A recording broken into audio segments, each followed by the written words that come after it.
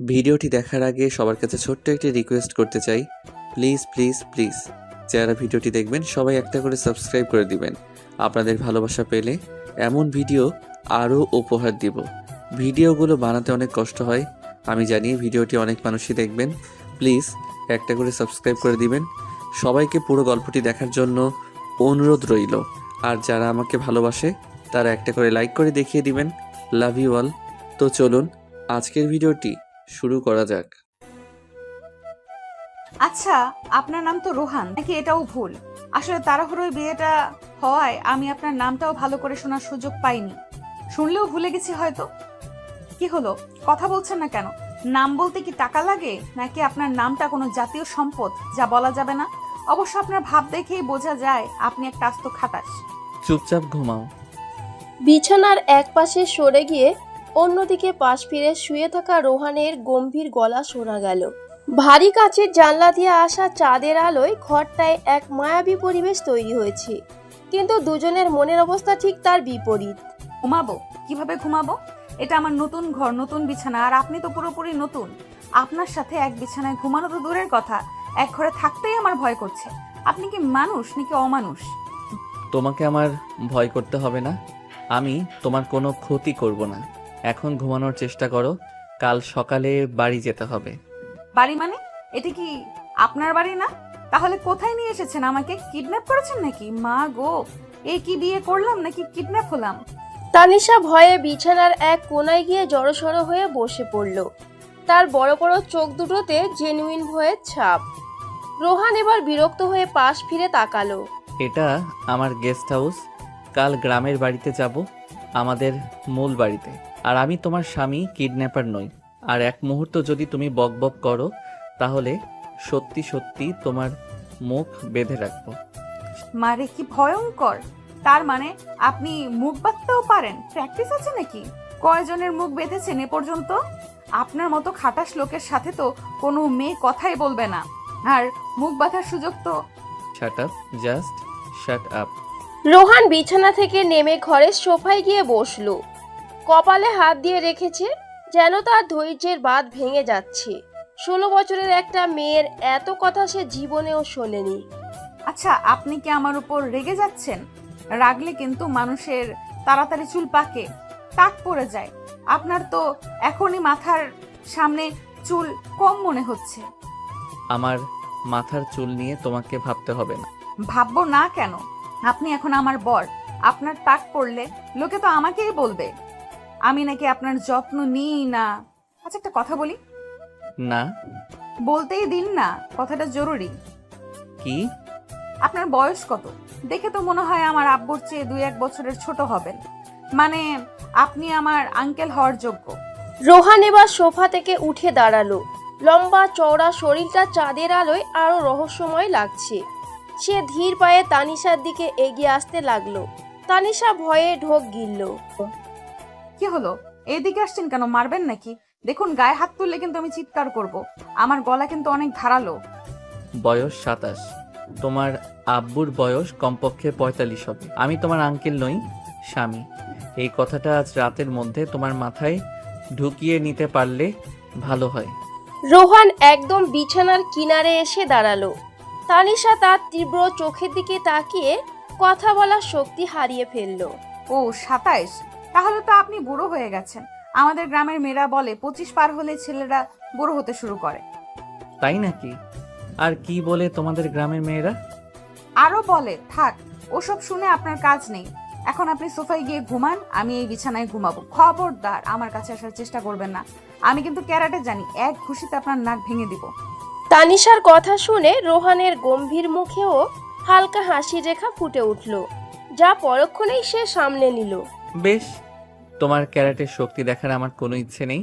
আমি সোফাতেই থাকছি, কিন্তু সকালে যেন আমি কোনো নাটক না দেখি। তৈরি হয়ে নেবে সময় মতো। ঠিক আছে মিস্টার খাটাস। কি বললে? কিছু না, বললাম শুভরাত্রি। আপনিও ঘুমিয়ে পড়ুন। রোহান আর কথা না বাড়িয়ে সোফায় গিয়ে শুয়ে পড়ল। তানিশা কিছুক্ষণ তার দিকে তাকিয়ে রইল। লোকটা আসলেই অদ্ভুত, রাগী গম্ভীর, কিন্তু চেহারায় কেমন একটা মায়া আছে। কেন তার সাথে তানিশার বিয়ে হলো কিছুই সে জানে না। বাবা মা শুধু বলেছে এটাই তার জন্য সবচেয়ে ভালো হবে, কিন্তু এমন একজন বুড়ো লোকের সাথে জীবন কাটানোর কথা ভাবতেই তার কান্না পাচ্ছিল। সে আস্তে আস্তে বালিশে মুখ লুকিয়ে কাঁদতে শুরু করলো। কান্নার শব্দটা খুব হালকা হলেও নিস্তব্ধ ঘরে সেটা রোহানের কান এড়ালো না। সে চোখ বন্ধ অবস্থাতেই কিছুক্ষণ শুনল। মেয়েটার জন্যও তার খারাপ লাগছে। এই বয়সে বিয়ে, পড়াশোনা ছেড়ে অচেনা একজন মানুষের সাথে জীবন শুরু করা কোনোটাই সহজ নয়, কিন্তু পরিস্থিতিটাই এমন যে এছাড়া আর কোনো উপায় ছিল না। এই মেয়ে। আমাকে ডাকছেন? আমার নাম তানিশা, এই মেয়ে নয়। আচ্ছা তানিশা, কান্না থামাও। আমার কান্না পাচ্ছে, আমি কাঁদবো, আপনার কি? আমার ঘুমের সমস্যা হচ্ছে। তাহলে কানে তুলো দিয়ে ঘুমান। আমি তো আপনার বুকের উপর বসে কাঁদছি না। রোহান একটা দীর্ঘশ্বাস ফেলল। এই মেয়ের সাথে কথায় জেতা সম্ভব নয়। সে আর কিছু না বলে চুপ করে রইল। কিছুক্ষণ পর তানিশার কান্নার আওয়াজ থেমে গেল। হয়তো কাঁদতে কাঁদতে ক্লান্ত হয়ে ঘুমিয়ে পড়েছে। রোহান চোখ খুলে বিছানার দিকে তাকালো। চাঁদের আলোয় পিচ্চি মেয়েটার মুখটা দেখা যাচ্ছে, অসম্ভব মায়াবী আর নিষ্পাপ। রোহানের মনে হলো এই নিষ্পাপ মুখের উপর যেন কোনো বিপদের ছায়া না পড়ে। সেই দায়িত্বটা এখন তার। এই বিয়েটা তার ইচ্ছার বিরুদ্ধে হলেও এই মেয়েটার দায়িত্ব এখন পুরোপুরি তার। ভোরের নরম আলো কাচের জানলা ভেদ করে ঘরের ভেতর এসে পড়েছে। সোফায় অস্বস্তিকর ঘুমের কারণে রোহানের ঘাড়ে ব্যথা হয়ে গেছে। চোখ মেলে সে প্রথমে বিছানার দিকে তাকালো। তানিশা নামের পিচ্চি মেয়েটা তখনও গভীর ঘুমে মগ্ন। সারা বিছানা দখল করে স্টারফিশের মতো হাত পা ছড়িয়ে ঘুমাচ্ছে সে। তার মুখের একপাশে বালিশের দাগ বসে গেছে, চুলগুলো এলোমেলো। রোহানের গম্ভীর মুখে অজান্তেই এক চিলতে হাসি ফুটে উঠল। আজ তো একটা পিচ্চি বটে। সে উঠে দাঁড়িয়ে আড়ামোড়া ভাঙল। ঘড়ির দিকে তাকিয়ে দেখল সকাল 7টা বাজে। গ্রামের বাড়িতে পৌঁছাতে প্রায় 3-4 ঘন্টা লাগবে। এখনই রওনা দেওয়া দরকার। সে ধীর পায়ে বিছানার কাছে গেল। এই মেয়ে, ওঠো। আর একটু আম্মু। আমি তোমার আম্মু নই, ওঠো বলছি। আমাদের বের হতে হবে। আরে বাবা যাও তো, সকাল সকাল জ্বালাতন শুরু করে দিলে। রোহান কপালে হাত দিল। এই মেয়েকে ঘুম থেকে তোলা যে কত বড় যুদ্ধ তা সে হাড়ে হাড়ে টের পাচ্ছে। সে একটু গলা খাকারি দিয়ে ভারী গলায় ডাকলো, তানিশা। এইবার কাজ হলো। রোহানের গম্ভীর কণ্ঠস্বরে তানিশা ধর্মড়িয়ে উঠে বসলো। এলোমেলো চুল আর ফোলা চোখ নিয়ে সে তার চারপাশে তাকালো। রোহানকে দেখে তার মনে পড়ল গত রাতের কথা। ও আপনি? এইভাবে কেউ ঘুম থেকে ডাকে? আমি তো ভেবেছিলাম আমার স্কুলের হেডমাস্টার দুঃস্বপ্নে এসে আমাকে ধমক দিচ্ছেন। আপনার গলা তো তার থেকেও ভয়ঙ্কর। তোমার সাথে কথা বলার সময় আমার নেই। 15 মিনিটের মধ্যে তৈরি হয়ে নাও, আমরা বের হচ্ছি। ওয়াশরুমে তোমার জন্য নতুন টুথব্রাশ আর যা যা দরকার সব রাখা আছে। 15 মিনিট? আমি কি রকেট যে উড়ে গিয়ে তৈরি হয়ে আসবো? আমার কমপক্ষে 1 ঘন্টা লাগবে। তাহলে তোমাকে এভাবেই নিয়ে যাব, সিদ্ধান্ত তোমার। রোহান আর এক মুহূর্তও দাঁড়ালো না। নিজের ব্যাগ থেকে কাপড় নিয়ে অন্য একটি ওয়াশরুমে চলে গেল। তানিশা গাল ফুলিয়ে বসে রইল। কি এক খাটাসের পাল্লায় পড়লাম রে বাবা, লোকটা তো হিটলারের বড় ভাই। প্রায় আধ ঘন্টা পর দুজনই তৈরি হয়ে নিচে নেমে এলো। রোহান কালো শার্ট আর জিন্স পরেছে, তাকে বরাবরের মতোই গম্ভীর দেখাচ্ছে। আর তানিশা একটা সাধারণ নীল সালোয়ার কামিজ পরেছে, চুলগুলো কোনো মতে আঁচড়ে নিয়েছে। গাড়িতে ওঠার পর পুরো রাস্তা তানিশা জানলার বাইরে তাকিয়েছিল। তার ছোটবেলার শহর, পরিচিত রাস্তাঘাট পেছনে ফেলে সে এক অজানা গন্তব্যে পাড়ি দিচ্ছে। তার মনটা বিষণ্ণ হয়ে গেল। আমরা কোথায় যাচ্ছি? আমাদের গ্রামের বাড়ি। সেটা কি অনেক দূরে? 3 ঘন্টার রাস্তা। আপনাদের বাড়িতে কে কে আছে? আপাতত তেমন বউ নেই। বাবা মা ব্যবসার কাজে শহরের বাইরে আছেন। বাড়িতে শুধু দেখাশোনার জন্য আমজাদ চাচা আর তার স্ত্রী জরিনা বানু থাকেন। ও। তানিশার মন খারাপ দেখে রোহানের ভালো লাগছিল না। সে গাড়ির মিউজিক প্লেয়ারটা অন করে দিল। তাতেও যখন কাজ হলো না তখন সে নিজে থেকেই কথা বলল। বাড়িটা অনেক বড় আর সুন্দর, চারপাশে বাগান, একটা পুকুরও আছে। তোমার ভালো লাগবে। আমার কিছু ভালো লাগছে না। আমার বন্ধুদের কথা মনে পড়ছে, কলেজের কথা মনে পড়ছে। আমার জীবনটাই আপনারা শেষ করে দিলেন। তানিশার গলা ধরে এলো। রোহান কি বলবে বুঝতে পারল না। সে শুধু চুপ করে গাড়ি চালাতে লাগলো। প্রায় 3 ঘন্টা পর তাদের গাড়ি একটা বিশাল পুরনো দিনের বাড়ির সামনে এসে থামলো। বাড়িটা আসলেই অনেক সুন্দর। সামনে মস্ত বড় বাগান। গাড়ি থামার শব্দ পেয়েই ভেতর থেকে দৌড়ে বেরিয়ে এলেন এক মাঝবয়সী নারী ও পুরুষ। ও মা, আমার দুলা ভাই আইছে গো। আসো আসো, ভেতরে আসো। আহা জরিনা, আস্তে, দুলা ভাইয়ের লগে নতুন বউও তো আছে, ভয় পাইবে তো। আমজাদ চাচা কথা বলতে বলতে এতটাই উত্তেজিত হয়ে পড়েছিলেন যে দৌড়ে আসতে গিয়ে তার পরনের লুঙ্গির গিঁটটা ঢিলে হয়ে গিয়েছিল। তিনি এক হাতে লুঙ্গি সামলাতে গিয়ে প্রায় পড়েই যাচ্ছিলেন। ওরে আল্লাহ, এই মরদের কি কোনো কাণ্ডজ্ঞান নাই? নতুন বইয়ের সামনে লুঙ্গি খুলে ফেলার জোগান। যান যান, আগে লুঙ্গি ঠিক করেন, গিট দিয়ে আসেন, যান। লজ্জা শরমের মাথা খাইছেন নাকি? আরে দূর, গিরো খুলে যায় নাই। তুমি চুপ করো তো বৌমা, কিছু মনে করো না। আমি তোমাকে দেখার লিগা একটু বেশি খুশি হইয়া গেছি। তানিশা এই দৃশ্য দেখে অবাক হয়ে তাকিয়েছিলেন। প্রথমে ভয় পেলেও এখন তার হাসি পাচ্ছিল। সে ঠোঁট চেপে হাসি আটকানোর চেষ্টা করছিল। রোহান লজ্জা পেয়ে কপালে হাত চাপড়ালো। চাচা, তোমরা কি এসব তামাশা বন্ধ করবে? ওকে ভেতরে নিয়ে এসো। হ হ, দুলা ভাই রাগ কইরেন না। আসো বৌমা, ভেতরে আসো। আহ, কি সুন্দর মুখ, চাঁদের মতো আলো করে রাখছে বাড়িটা। জরিনা বানু তানিশার হাত ধরে ভেতরে নিয়ে যেতে লাগলো। তার আদরে আর কথায় তানিশার মনটা একটু হালকা হলো।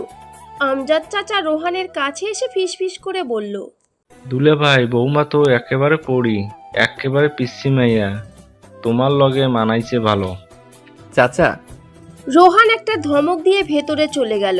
বাড়ির ভেতরটা বাহিরের থেকেও বেশি সুন্দর। পুরনো দিনের আসবাবপত্র দিয়ে সাজানো, কিন্তু সবকিছু ঝকঝক করছে। বৌমা, তুমি এই ঘরে থাকবা, আমি তোমার জন্য শরবত নিয়ে আসি। সারাদিন জার্নি করে কষ্ট হয়েছে। ঘরটা তো অনেক সুন্দর। তানিশা পুরো ঘরটা ঘুরে ঘুরে দেখতে লাগলো। বিশাল একটা খাট, এক পাশে পড়ার টেবিল, আর ঘর লাগোয়া একটা বারান্দাও আছে। বারান্দায় দাঁড়ালে পুরো বাগানটা দেখা যায়।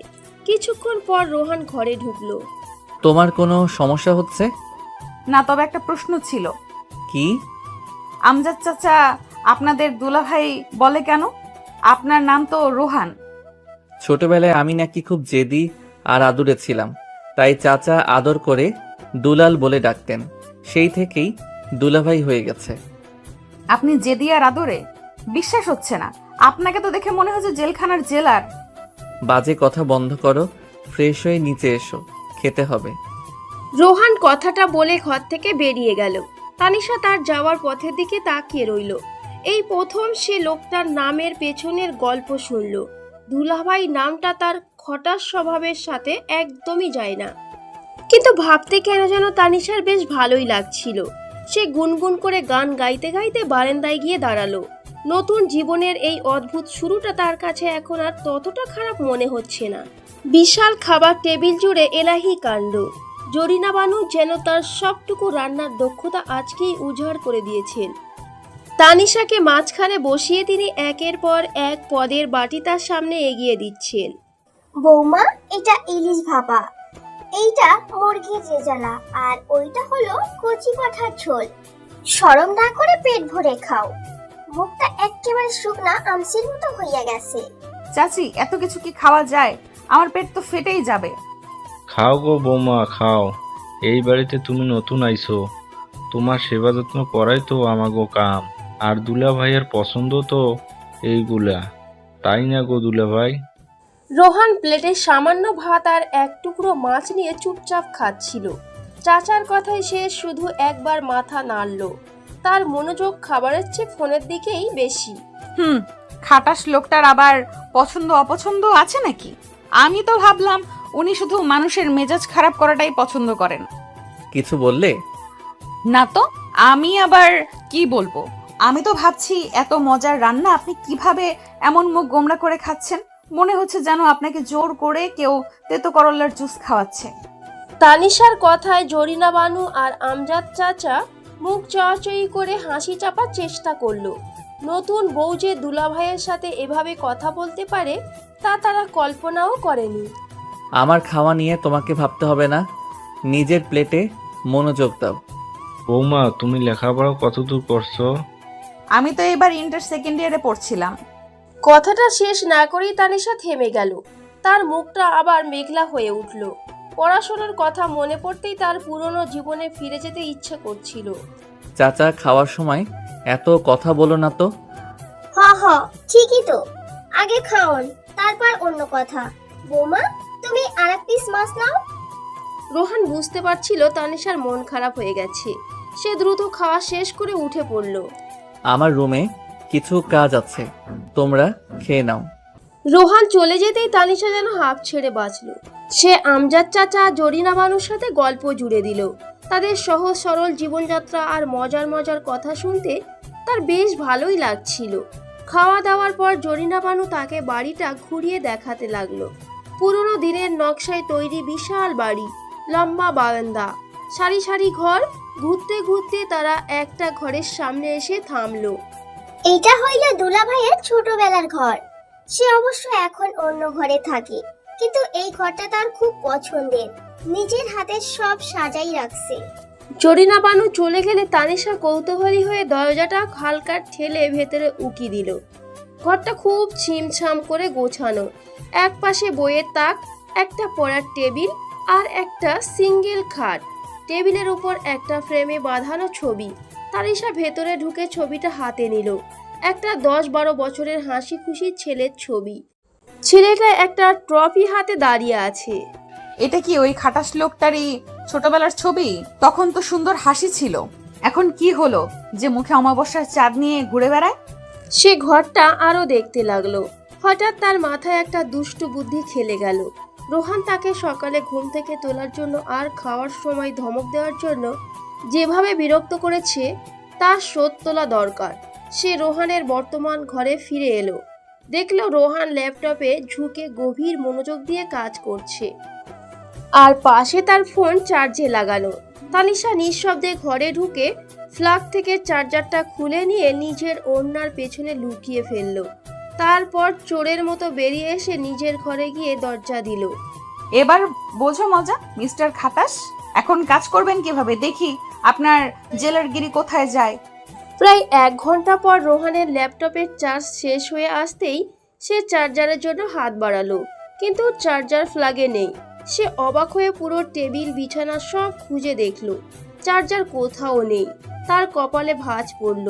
এই বাড়িতে আমজাদ চাচা বা জরিনা বানু তার জিনিসপত্রের কখনো হাত দেয় না। তাহলে কাজটা কার বুঝতে তার এক মুহূর্তও লাগলো না। সে দাঁতে দাঁত চেপে তানিশার ঘরের দিকে এগিয়ে গেল। দরজা খোলো। কেন, কি হয়েছে? আমি যা বলছি তাই করো। দরজা খোলো তানিশা। তানিশা ভয়ে ভয়ে দরজা খুলল। রোহানের রাগী লাল চোখ দেখে তার বুকের ভেতরটা কেঁপে উঠল। আমার ল্যাপটপের চার্জার কোথায়? চার্জার? সে আবার কি জিনিস? আমি কি করে জানবো? আমি তো আপনার ঘরেই যাইনি। মিথ্যা কথা বলবে না, আমি জানি এটা তোমারই কাজ। ছেলে মানুষই বন্ধ করে চার্জারটা আমাকে ফিরিয়ে দাও, আমার জরুরি কাজ আছে। আমি সত্যিই জানি না, আপনি আমার উপর শুধু শুধু রাগ দেখাচ্ছেন। আমি কি চোর নাকি যে আপনার চার্জার চুরি করব? তানিশা, আমার ধৈর্যের পরীক্ষা নিও না। আমি শেষবারের মতো বলছি, চার্জারটা দাও। রোহানের চিৎকারে তানিশা ভয় পেয়ে গেল। সে আর অভিনয় করতে পারল না। ওড়নার পেছন থেকে চার্জারটা বের করে তার দিকে বাড়িয়ে দিল। আমি তো শুধু একটু মজা করছিলাম। মজা? এটাকে তোমার মজা মনে হয়? আমার একটা জরুরি মিটিং চলছে আর তুমি আমার সাথে মজা করছো। কবে তুমি বড় হবে? এই ছেলে মানুষগুলো আর কতদিন করবে? এটা তোমার বাপের বাড়ি না যে যা ইচ্ছে তাই করবে। তোমাকে বুঝতে হবে তুমি এখন একটা দায়িত্বের মধ্যে আছো। Grow up Tanisha. রোহানের শেষ কথাগুলো তানিশার বুকে ছুরির মতো বিঁধে গেল। তার হাসি খুশি মুখটা এক মুহূর্তে ফ্যাকাশে হয়ে গেল। সে তো শুধু একটু দুষ্টুমি করতে চেয়েছিল। পরিস্থিতিটা যে এত খারাপ হয়ে যাবে তা সে ভাবেনি। গ্রো আপ কথাটা তার কানে বাজতে লাগলো। সবাই তাকে এটাই বলেছে, বাবা মা বিয়ে দিয়ে দিল বড় হয়ে যাওয়ার কথা বলে, আর এখন এই লোকটাও একই কথা বলছে। তার মানে কি তার ছোট থাকার বাচ্চার মতো থাকার আর কোনো অধিকার নেই? তানিশার টলমলে চোখ দুটোতে জল ভরে উঠল। সে আর একটাও কথা বলল না, নিঃশব্দে ঘর থেকে বেরিয়ে দৌড়ে বাড়ির পেছনের দিকে চলে গেল, যেখানে একটা সুন্দর পুকুর ঘাট আছে। রোহান চার্জার হাতে নিয়ে স্তব্ধ হয়ে দাঁড়িয়ে রইল। মেয়েটার ছলছল চোখ দুটো দেখে তার রাগী মনটা হঠাৎ শান্ত হয়ে গেল। তার মনে হলো সে হয়তো একটু বেশিই বলে ফেলেছে। সে সত্যিই তো একটা বাচ্চা মেয়ে, তার সাথে এভাবে কথা বলাটা কি ঠিক হলো? অনুশোচনায় তার ভেতরটা পুড়ে যাচ্ছিল। পুকুর ঘাটের ঠান্ডা পাথরের ধাপে একা বসে আছে তানিশা। পরন্ত বিকেলের নরম রোদ পুকুরের পানিতে চিকচিক করছে, কিন্তু সেই সৌন্দর্য তার চোখে পড়ছে না। তার দৃষ্টি স্থির, গাল বেয়ে নামা অশ্রুধারা সে মোছানোর চেষ্টা করছে না। রোহানের বলা গ্রো আপ তানিশা কথাটা যেন ভাঙা রেকর্ডের মতো তার মাথায় ঘুরে চলেছে। সে কি আসলেই এতটাও ছেলে মানুষ? তার সব আনন্দ, সব দুষ্টামি কি সবার চোখে এত বড় অপরাধ? বিয়ে নামক এই ঝড়ে তার সাজানো পৃথিবীটা লণ্ডভণ্ড হয়ে গেছে, আর এখন এই অচেনা মানুষটার কাছে তাকে প্রতিনিয়ত প্রমাণ করতে হচ্ছে যে সে বড় হয়ে গেছে। অথচ তার মনটা যে এখনো প্রজাপতির পেছনে ছুটতে চায়, বৃষ্টিতে ভিজতে চায়, বন্ধুদের সাথে গলা ছেড়ে হাসতে চায়। এই মনের খবর কে রাখে? ওদিকে ঘরের ভেতরে রোহান ল্যাপটপটা চালু করেও কাজে মন বসাতে পারছিল না। তার চোখের সামনে বারবার ভেসে উঠছিল তানিশার জলভরা চোখ আর ফ্যাকাশে হয়ে যাওয়া মুখটা। রাগ, জেদ আর বিরক্তি সব কিছুকে ছাপিয়ে এখন তার মনে তীব্র অনুশোচনা হচ্ছে। সে কেন এতগুলো কথা বলল? মেয়েটা তো শুধু একটু মজা করতে চেয়েছিল, আর সে কিনা তার জবাবে এত বড় আঘাত দিয়ে বসলো। রোহান বুঝতে পারছিল তার কাজের চাপ আর ব্যক্তিগত জীবনের অস্থিরতার সবটুকু রাগ সে ওই নিষ্পাপ মেয়েটার উপর ঝেড়ে দিয়েছে। ঠিক তখনই জরিনা বানু এক কাপ চা নিয়ে ঘরে ঢুকলেন। রোহানের গম্ভীর মুখে আর অস্থিরতা তার চোখ এড়ালো না। তুল ভাই চা খাও, মাথাটা ধরছে নাকি? না চাচি, কিছু না। বৌমা কই? দেখলাম পুকুর পাড়ে একলা বৈশা আছে, মুখটা ভার। তুমি কি কিছু বলছো নাকি গো দুল ভাই? মাইয়াটা একেবারে ছোট, অবুঝ মন, ওর সাথে একটু আদর সোহাগ দিয়েই কথা বলতে হয়। জরিনা বানুর কথাগুলো রোহানের অনুশোচনার আগুনে ঘি ঢেলে দিল। সে আর এক মুহূর্ত স্থির থাকতে পারল না। রোহান দ্রুত পায়ে ঘর থেকে বেরিয়ে বাড়ির পেছনের দিকে পুকুর ঘাটের দিকে এগিয়ে গেল। দূর থেকেই সে দেখতে পেল শাড়ির আঁচলে মুখ গুজে নিঃশব্দে কাঁদছে তানিশা। দৃশ্যটা তার বুকের ভেতরটা দুমড়ে মুচড়ে দিল। সে ধীর পায়ে যতটা সম্ভব শব্দ না করে তানিশার পাশে গিয়ে বসলো। রোহানের উপস্থিতি টের পেয়ে তানিশা চমকে তাকালো, তারপর দ্রুত চোখ মুছে নিয়ে অন্যদিকে মুখ ঘুরিয়ে নিল। সে চায় না এই লোকটা তার কান্না দেখুক, তাকে দুর্বল ভাবুক। কিছুক্ষণ চুপ থেকে শান্ত গলায়, এখানে একা বসে আছো কেন? সন্ধ্যা হয়ে আসছে, ঠান্ডা লেগে যাবে। আমার ঠান্ডা লাগলে আপনার কি? আপনি নিজের কাজ করুন গিয়ে। কাজটা জরুরি, কিন্তু তার চেয়েও বেশি জরুরি কথা আছে। আমার আপনার সাথে কোনো কথা নেই। তানিশার অভিমান ভরা কণ্ঠস্বর শুনে রোহান কি বলবে ভেবে পেল না। সরাসরি ক্ষমা চাওয়ার অভ্যাস তার নেই। সে একটু ইতস্তত করে পকেট থেকে একটা ধবধবে সাদা রুমাল বের করে তানিশার দিকে এগিয়ে দিল। তানিশা রুমালটার দিকে একবার তাকিয়ে আবার মুখ ঘুরিয়ে নিল। রোহান একটা দীর্ঘশ্বাস ফেলে নরম গলায় বলল, আমি দুঃখিত। ওভাবে বলাটা আমার উচিত হয়নি। দুঃখিত শব্দটা শুনে তানিশা অবাক হয়ে রোহানের দিকে তাকালো। এই অহংকারী খটাস লোকটা যে এত সহজে নিজের ভুল স্বীকার করতে পারে তা তার বিশ্বাসই হচ্ছিল না। এবারই প্রথম তানিশা তার ভেতরের কষ্টটা প্রকাশ করলো। তার নির্দোষ কথাগুলো শুনে রোহানের মনটা কেমন যেন ব্যথা পেল। সে বুঝতে পারল এই মেয়েটা তার দুষ্টমির আড়ালে কতটা ভয় আর একাকিত্ব লুকিয়ে রেখেছে। তুমি একা নও। কথাটা খুব সহজ ছিল, কিন্তু রোহানের গম্ভীর কণ্ঠ থেকে আসায় তার একটা অন্যরকম ওজন ছিল। তানিশা ভেজা চোখে তার দিকে তাকিয়ে রইল। দেখো, আমি জানি পরিস্থিতিটা তোমার জন্য খুব কঠিন, আমার জন্য সহজ নয়, কিন্তু আমরা তো চেষ্টা করতে পারি, তাই না? কিসের চেষ্টা? সবকিছু একটু সহজ করে নেওয়ার, বন্ধু হওয়ার। আমি কথা দিচ্ছি, আমি আর তোমাকে অকারণে বকা দেব না, কিন্তু তোমাকেও কথা দিতে হবে তুমি আমার জরুরি কাজের সময় বিরক্ত করবে না। রাজি? রোহান তার হাতটা তানিশার দিকে বাড়িয়ে দিল। বন্ধুত্বের প্রস্তাবে তার নরম আচরণে তানিশার সব অভিমান যেন গলে জল হয়ে গেল। সে কিছুক্ষণ রোহানের বাড়ানো হাতের দিকে তাকিয়ে থেকে শেষে নিজের ছোট হাতটা তার হাতের উপর রাখলো। পরন্ত বিকেলে পুকুর ঘাটের সিঁড়িতে বসে দুইটি অসমবয়সী মন এক নতুন সম্পর্কের সূচনা করলো। কিছুক্ষণ পর রোহান উঠে দাঁড়ালো। চলো ভেতরে চলো, মশা কামড়াবে। তানিশা চুপচাপ উঠে দাঁড়ালো। তারা দুজন পাশাপাশি বাড়ির দিকে হাঁটতে শুরু করলো। তাদের মধ্যে কোনো কথা হচ্ছিল না, কিন্তু এই নীরবতাটা আর আগের মতো অস্বস্তিকর ছিল না, বরং তাতে ছিল এক অদ্ভুত শান্তি। বারান্দা থেকে আমজাদ চাচা আর জরিনা বানু যখন দেখলো তাদের দুলাভাইয়ার নতুন বৌমা একসাথে ফিরে আসছে, তখন তাদের মুখে স্বস্তির হাসি ফুটে উঠল। তারা বুঝতে পারল এই ভাঙা সম্পর্কটা হয়তো ধীরে ধীরে জোড়া লাগতে শুরু করেছে। পরের দিন সকালটা ছিল আগের দিনগুলোর চেয়ে অনেকটাই আলাদা। ভোরের আলো ফোটার সাথে সাথেই তানিশার ঘুম ভেঙে গেল। সে বারান্দায় এসে দাঁড়ালো। বাগানটা শিশিরে ভেজা, পাখিদের কিচিরমিচির শব্দে পুরো পরিবেশটা স্নিগ্ধ হয়ে আছে। গত রাতের পর থেকে তার মনটা অদ্ভুতভাবে শান্ত। রোহানের ক্ষমা চাওয়াটা তার মনে গভীর ছাপ ফেলেছে। লোকটা যতটা কঠিন, ভেতরটা হয়তো ততটা নরম। কিছুক্ষণ পর তানিশা নিচে নেমে এলো। দেখলো ডাইনিং টেবিলে রোহান একা বসে খবরের কাগজ পড়ছে, তার সামনে চায়ের কাপ। তানিশাকে দেখে রোহান কাগজ থেকে চোখ সরাল। গুড মর্নিং, ঘুম ভালো হয়েছে? এর মধ্যেই জরিনা বানু গরম গরম লুচি আর আলুর দম নিয়ে হাজির হলেন। তার মুখে এক গাল হাসি। আরে বৌমা, তুমি এত সকালে উঠে পড়েছো? আসো আসো, নাস্তা করে নাও। দুলা ভাই তো তোমার জন্যই বইসা আছে। তানিশা একটু লজ্জা পেয়ে চেয়ার টেনে বসলো।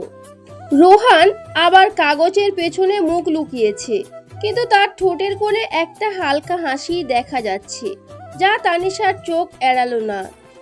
চাচি, আপনি এত কিছু বানান কখন? আরে এই তো আমার রোজকার কাম। তুমি শুধু পেট ভরে খাও, শরীরটা তো ঠিক রাখতে হবে। সকালের নাস্তাটা শেষ হলো প্রায় নীরবে, কিন্তু এই নীরবতাটা ছিল স্বস্তির। কোনো অস্বস্তিকর প্রশ্ন বা রাগী ধমক ছিল না। নাস্তা শেষে রোহান উঠে তার কাজের ঘরে চলে গেল। তানিশার আবার একা একা লাগতে শুরু করলো। সে বাড়িটা ঘুরে দেখার জন্য বাগানের দিকে গেল। বাগানটা বিশাল আর ভীষণ সুন্দর, নানান রঙের ফুলে ভরা।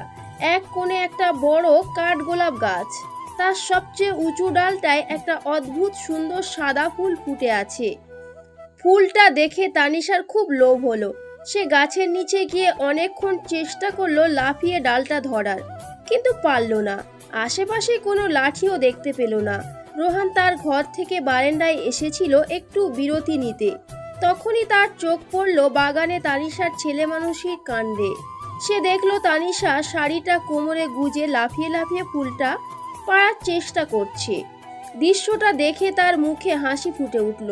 সে নিচে নেমে এলো। কি হচ্ছে এখানে? রোহানের গম্ভীর গলা শুনে তানিশা চমকে ঘুরে দাঁড়ালো। তাকে দেখে সে একটু অপ্রস্তুত হয়ে গেল। কিছু না, ওই ফুলটা খুব সুন্দর তাই দেখছিলাম। আমার তো মনে হলো তুমি গাছ বেয়ে ওঠার চেষ্টা করছিলে। আমি মোটেও গাছ বাইতে পারি না, শুধু ফুলটা পাড়তে চেষ্টা করছিলাম। রোহান আর কিছু না বলে গাছটার দিকে এগিয়ে গেল। সে লম্বা হয়, সামান্য উঁচু হতেই তার হাতে ডালটা চলে এলো। সে সাবধানে ফুলটা ছিঁড়ে তানিশার দিকে এগিয়ে ধরল।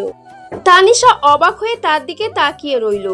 তারপর আস্তে করে হাত বাড়িয়ে ফুলটা নিল। তার আঙুল রোহানের আঙুল ছুঁয়ে যেতেই দুজনের শরীরেই যেন একটা হালকা বিদ্যুতের স্রোত বয়ে গেল। তানিশা দ্রুত হাত সরিয়ে নিল। তার গাল দুটো লাল হয়ে গেছে। ধন্যবাদ। আবার গাছে ওঠার চেষ্টা করো না, পড়ে গিয়ে হাত পা ভাঙবে। ঠিক সেই মুহূর্তে রোহানের ফোন বেজে উঠল। সে পকেট থেকে ফোন বের করে স্ক্রিনের দিকে তাকিয়ে চমকে উঠল। তার মুখের হাসি মিলিয়ে গেল। সেখানে ফুটে উঠল একরাশ কঠোরতা। তুমি ভেতরে যাও, আমার একটা জরুরি ফোন এসেছে। রোহান দ্রুত পায়ে বাগানের অন্য প্রান্তে চলে গেল। তানিশা দূর থেকে তাকে দেখতে লাগলো। সে দেখলো রোহান খুব নিচু স্বরে কিন্তু ভীষণ উত্তেজিতভাবে কথা বলছে। তার কপালে চিন্তার ভাঁজ স্পষ্ট। তানিশা কৌতূহলী হয়ে একটা বড় ঝোপের আড়ালে গিয়ে দাঁড়ালো, যদি কিছু শোনা যায়। ফোনের ওপাশের কথা শোনা না গেলেও রোহানের কিছু কথা বাতাসে ভেসে আসছিল। না, সে এখানে পুরোপুরি নিরাপদ। আমি কোনো ঝুঁকি নিতে চাই না। তোমরা শুধু ওদের উপর নজর রাখো, ওরা যেন বাড়ির আশেপাশেও আসতে না পারে। আমি শীঘ্রই শহরে আসছি। কার কথা বলছে রোহান? কে নিরাপদ? কাদের নজর রাখতে বলছে? তানিশার মাথায় হাজারটা প্রশ্ন ঘুরতে লাগলো। এই লোকটার জীবনে এমন কি রহস্য লুকিয়ে? এই বিয়েটা কি তাহলে শুধু দুটো পরিবারের সম্মান বাঁচানোর জন্যই, নাকি এর পেছনে আরো গভীর কোনো কারণ আছে? ফোন রেখে রোহান যখন ঘুরল তখন তার মুখটা পাথরের মতো কঠিন। সে তানিশাকে দেখতে পায়নি। দ্রুত পায়ে বাড়ির ভেতরে চলে গেল। তানিশা ঝোপের আড়াল থেকে বেরিয়ে এলো। তার হাতে ধরা সাদা কাঠগোলাপ ফুলটা তখনও সতেজ, কিন্তু তার মনটা অজানা আশঙ্কায় ভারী হয়ে উঠছে। সে বুঝতে পারছিল তার এই নতুন জীবনের পথটা ফুলের মতো মসৃণ নয়, বরং এর আড়ালে অনেক কাঁটা লুকিয়ে আছে। আর সেই রহস্যের কেন্দ্রবিন্দুতে রয়েছে রোহান নামের এই গভীর রহস্যময় মানুষটি। রোহানের ওই রহস্যময় ফোন কলের পর থেকে পুরো বাড়ির পরিবেশটাই যেন আবারও থমথমে হয়ে গেছে। তানিশার হাতে ধরা কাঠগোলাপ ফুলটার সুগন্ধ তার মন থেকে অজানা আশঙ্কায় মেঘ সরাতে পারছিল না। সে বারবার রোহানের বলা কথাগুলো মনে করার চেষ্টা করছিল। সে এখানে নিরাপদ, ওদের উপর নজর রাখো, ওরা যেন বাড়ির আশেপাশেও আসতে না পারে। কথাগুলো কার জন্য? কারা ওরা? এই প্রশ্নগুলো তাকে কুরে কুরে খাচ্ছিল। রোহান বাকিটা দিন তার ঘর থেকেই বের হলো না। এই সুযোগে তানিশা সিদ্ধান্ত নিল সে নিজেই রহস্যটা ভেদ করার চেষ্টা করবে। আর এই বাড়ির পুরনো বাসিন্দা হিসাবে আমজাদ চাচা বা জরিনা বানুর চেয়ে ভালো তথ্যসূত্র আর কে হতে পারে? দুপুরে খাওয়ার পর সে জরিনা বানুকে পান বানাতে সাহায্য করার অজুহাতে রান্নাঘরে গেল। আরে বৌমা, তুমি এইখানে কেন? তোমার তো এখন আরাম করার কথা। সারাদিন আর কত আরাম করব চাচি, আপনার সাথে একটু গল্প করি। আচ্ছা চাচি, একটা কথা জিজ্ঞেস করব। হ্যাঁ, করো না গো মা। একটা কেন, 10টা করো। তানিশা কিছুক্ষণ ইতস্তত করলো। কিভাবে কথাটা শুরু করবে বুঝতে পারছিল না। আচ্ছা, রোহানের কি ব্যবসায় অনেক শত্রু?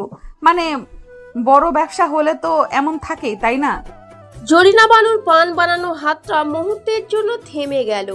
তিনি তানিশার মুখের দিকে একবার তাকিয়ে আবার কাজে মন দিলেন। হ্যাঁ, তা তো থাকেই। বড় মানুষের বড় শত্রু। তো দুলাভাই থাকতে চিন্তা নাই। আমার দুলাভাই একাই 100 জনরে সামলাইতে পারে। কিন্তু সকালে রোহানকে ফোনে খুব চিন্তিত মনে হচ্ছিল, কারোর সাথে যেন রেগে গিয়ে কথা বলছিল। ওইগুলো ব্যবসার ঝামেলা বৌমা, তুমি এইসব নিয়ে মাথা ঘামাইও না। দুলাভাই তো সব সামলেই নিবে। তবে তোমার আব্বার শরীরটা ভালো না, এইটা নিয়ে দুলাভাই একটু চিন্তা করেন। বারবার কইতেছিলেন চাচি বৌমার দিকে খেয়াল রাখেন, ও যেন কোনো চিন্তা না করে। তানিশা চমকে উঠল। তার বাবার অসুস্থতার সাথে রোহানের চিন্তার কি সম্পর্ক? জরিনা বানু হয়তো সরল মনেই কথাটা বলেছেন, কিন্তু এটা তানিশার মনে সন্দেহের আগুনকে আরো উস্কে দিল। বিপদটা তাহলে শুধু রোহানের ব্যবসার নয়, এর সাথে তার পরিবারেরও সরাসরি জড়িত। রাতের খাবারের টেবিলে পরিবেশটা ছিল অস্বাভাবিক রকমের চুপচাপ। আমজাদ চাচাও আজ কোনো মজার কথা বলছিলেন না। তানিশা আর চোখে রোহানের দিকে তাকাচ্ছিল। তার মুখটা আগের চেয়েও কঠিন হয়ে আছে। খাওয়া প্রায় শেষ পর্যায়ে তখন রোহান হঠাৎ করে কথা বলে, আমরা কাল সকালে শহরের জন্য রওনা দিচ্ছি। তার কথাটা যেন বোমার মতো ফাটলো। আমজাদ চাচা আর জরিনা বানু অবাক হয়ে তার দিকে তাকালো। এত তাড়াতাড়ি দুলাভাই? কইলা না কয়েকদিন থাকবা? শহরে জরুরি কাজ পড়ে গেছে চাচা, থাকবার উপায় নেই। তোমরা সব গুছিয়ে নিও। রোহান আর কোনো প্রশ্নের সুযোগ না দিয়ে চেয়ার ছেড়ে উঠে দাঁড়ালো এবং নিজের ঘরের দিকে চলে গেল। তানিশা বুঝতে পারছিল এই হঠাৎ করে শহরে ফিরে যাওয়ার সিদ্ধান্তের পেছনে ওই সকালের ফোন করাটাই দায়ী। সে আর নিজেকে আটকে রাখতে পারল না। সেও দ্রুত খাওয়া শেষ করে রোহানের ঘরের দিকে পা বাড়ালো। তানিশা যখন রোহানের ঘরে ঢুকলো তখন সে দেখলো রোহান বারান্দায় দাঁড়িয়ে আছে, তার হাতে সিগারেট। এই প্রথম তানিশা তাকে ধূমপান করতে দেখলো। তার মানে লোকটা সত্যি অনেক বড় কোনো চিন্তায় আছে। আমরা হঠাৎ শহরে ফিরে যাচ্ছি কেন? রোহান না ঘুরেই জবাব দিল। তোমাকে তো বললাম কাজ আছে। আপনি মিথ্যা বলছেন। সকালের ওই ফোন কলের জন্য আমরা যাচ্ছি, তাই না? কি লুকাচ্ছেন আপনি আমার কাছ থেকে? কে ফোন করেছিল? তানিশা, যা তোমার জানার দরকার নেই তা নিয়ে প্রশ্ন করো না। কেন করব না? আমার জানার অধিকার আছে। বিয়েটা আমারও হয়েছে। যদি কোনো বিপদ থাকে তবে সেটা আমার উপরেও আসবে। চাচি বলেছেন আপনি আমার বাবার অসুস্থতা নিয়েও চিন্তিত। সত্যিই কি? আমাকে বলুন। তানিশার জেদি গলার স্বর শুনে রোহান ঘুরে দাঁড়ালো। সিগারেটের আগুনে তার চোখ দুটো জ্বলজ্বল করছিল। সে এগিয়ে এসে তানিশার সামনে দাঁড়ালো। তাদের মধ্যে দূরত্ব মাত্র 1 হাত। তুমি কি জানতে চাও? জানতে চাও কেন তোমার বাবা নিজের জীবন বাজি রেখে তোমার বিয়েটা আমার সাথে দিয়েছেন?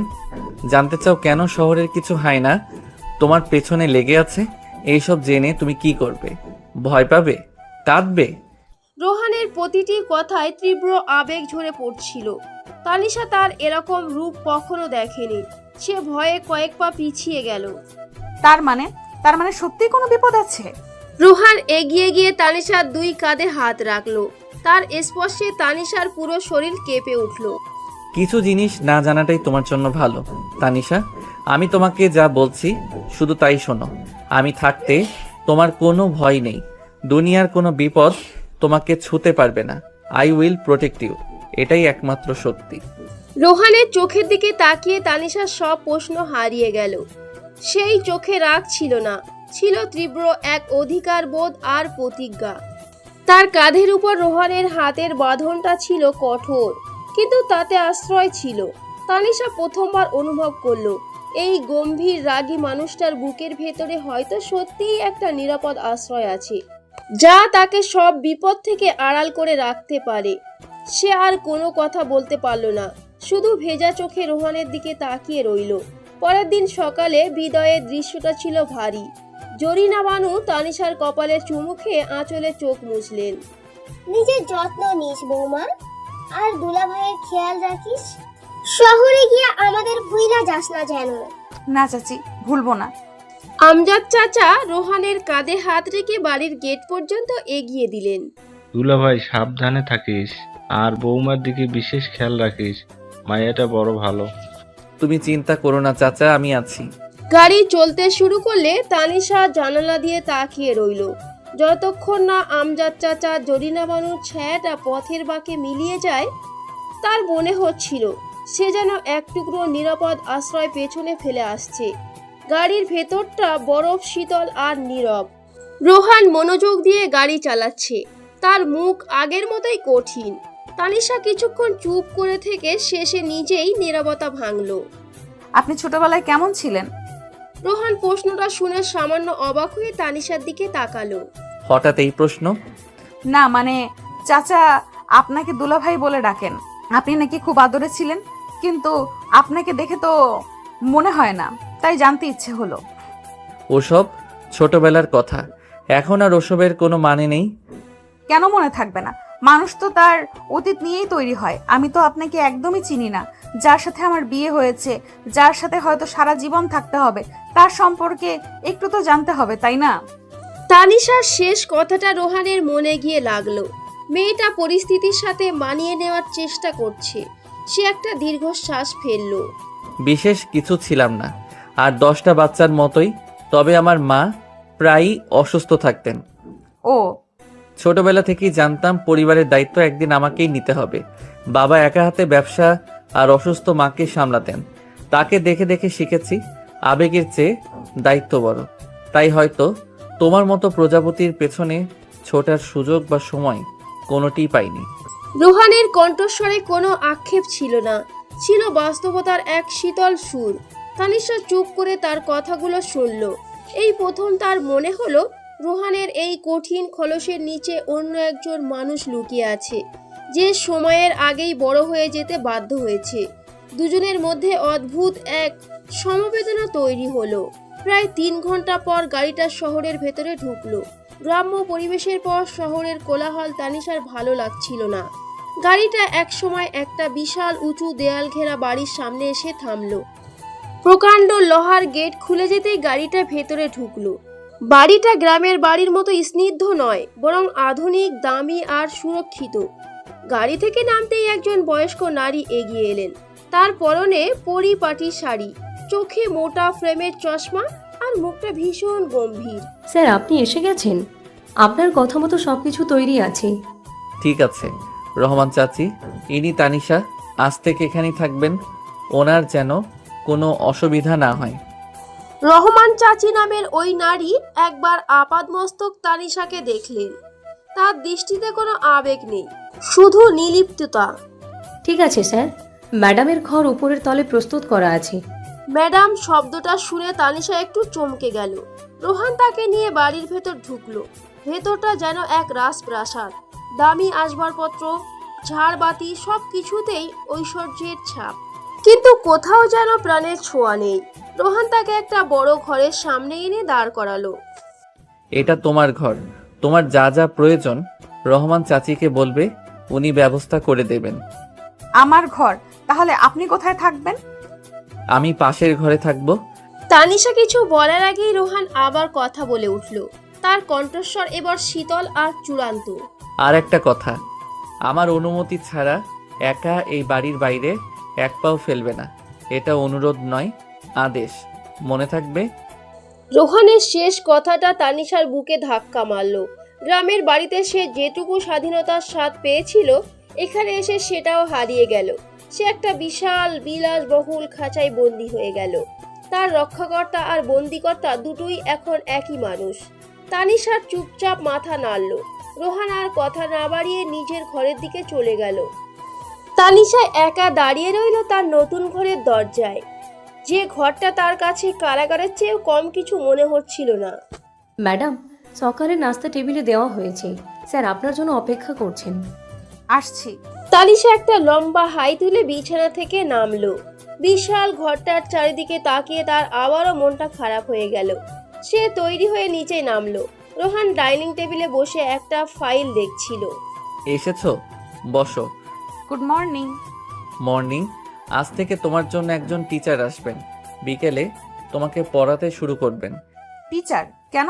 আমি তো কলেজে যেতে চেয়েছিলাম। এখন সেটা সম্ভব না। নিরাপত্তার কারণে তোমাকে বাড়িতেই পড়াশোনা করতে হবে। এটা নিয়ে কোনো তর্ক নয়। কিন্তু সারাদিন আমি এই জেলখানায় একা একা বসে কি করব? বই পড়বে। লাইব্রেরিতে অনেক বই আছে, তোমার যা পছন্দ পড়তে পারো। রোহান ফাইল বন্ধ করে উঠে দাঁড়ালো। সে অফিসের জন্য তৈরি। আমি অফিসে যাচ্ছি, ফিরতে রাত হবে। কোনো প্রয়োজন হলে রহমান চাচিকে বলবে। আর মনে করে আমার অনুমতি ছাড়া বাড়ির বাইরে একদম বের হবে না। বাগানেও যেতে পারবো না? না। রোহান আর কোনো কথা না বলে বেরিয়ে গেল। তানিশা একা টেবিলে বসে রইল। তার খাবার ইচ্ছেটাই মরে গেল। কিছুক্ষণ পর সে বাড়ির ভেতরেই পায়চারি করতে লাগলো। রহমান চাচি তার দিকে কড়া চোখে নজর রাখছেন। চাচি, আমি একটু ছাদে যাব। দুঃখিত ম্যাডাম, স্যারের আদেশ, আপনি এই বিল্ডিংয়ের বাইরে কোথাও যেতে পারবেন না। ছাদের বাইরে। এটা একটা বাড়ি নাকি জেলখানা? দম আটকে আসছে আমার। তানিশা রাগে নিজের ঘরে গিয়ে দরজা বন্ধ করে দিল। ঠিক তখনই ঘরের দরজায় হালকা টোকা পড়ল। ম্যাডাম, আমি লিমা, আপনার ঘরটা পরিষ্কার করতে এসেছিলাম। এখন না, পরে এসো। ম্যাডাম, আপনার কি মন খুব খারাপ? তানিশা দরজা খুলল। তার সামনে একটা অল্প বয়সী মেয়ে দাঁড়িয়ে আছে। তার চোখে ভয় আর সহানুভূতি। তুমি কি করে জানলে? আপনার মুখ দেখেই বোঝা যাচ্ছে। একা একা থাকলে আমার লাগে। স্যার আপনার ভালোর জন্য চিন্তা করেন ম্যাডাম। কিসের ভালো? এটা তো বন্দি জীবন। আস্তে আস্তে সব ঠিক হয়ে যাবে, দেখবেন। আপনি কিছু খাবেন? আমি এনে দেবো। না। লিমা নামের মেয়েটা চলে গেল, কিন্তু তার সহানুভূতিটুকু তানিশার মনকে কিছুটা স্পষ্ট করলো। এই পাথরের বাড়িতেও তাহলে নরম মনের মানুষ আছে। বিকেলে কলিং বেলের শব্দ হলো। রহমান চাচি দরজাটা খুলতেই একজন সুদর্শন যুবক ভেতরে ঢুকলো। আমি আয়ান, তানিশা ম্যাডামের কাছে এসেছি। আমি তার নতুন টিউটর। আসুন, ম্যাডাম তার ঘরেই আছে।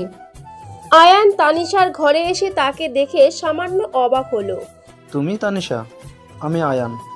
আসসালামু আলাইকুম স্যার, আসুন। আমাকে আয়ান ভাইয়া বলতে পারো। আমি তোমার চেয়ে খুব বেশি বড় নই তো। কোন বিষয়গুলো তোমার কঠিন লাগে?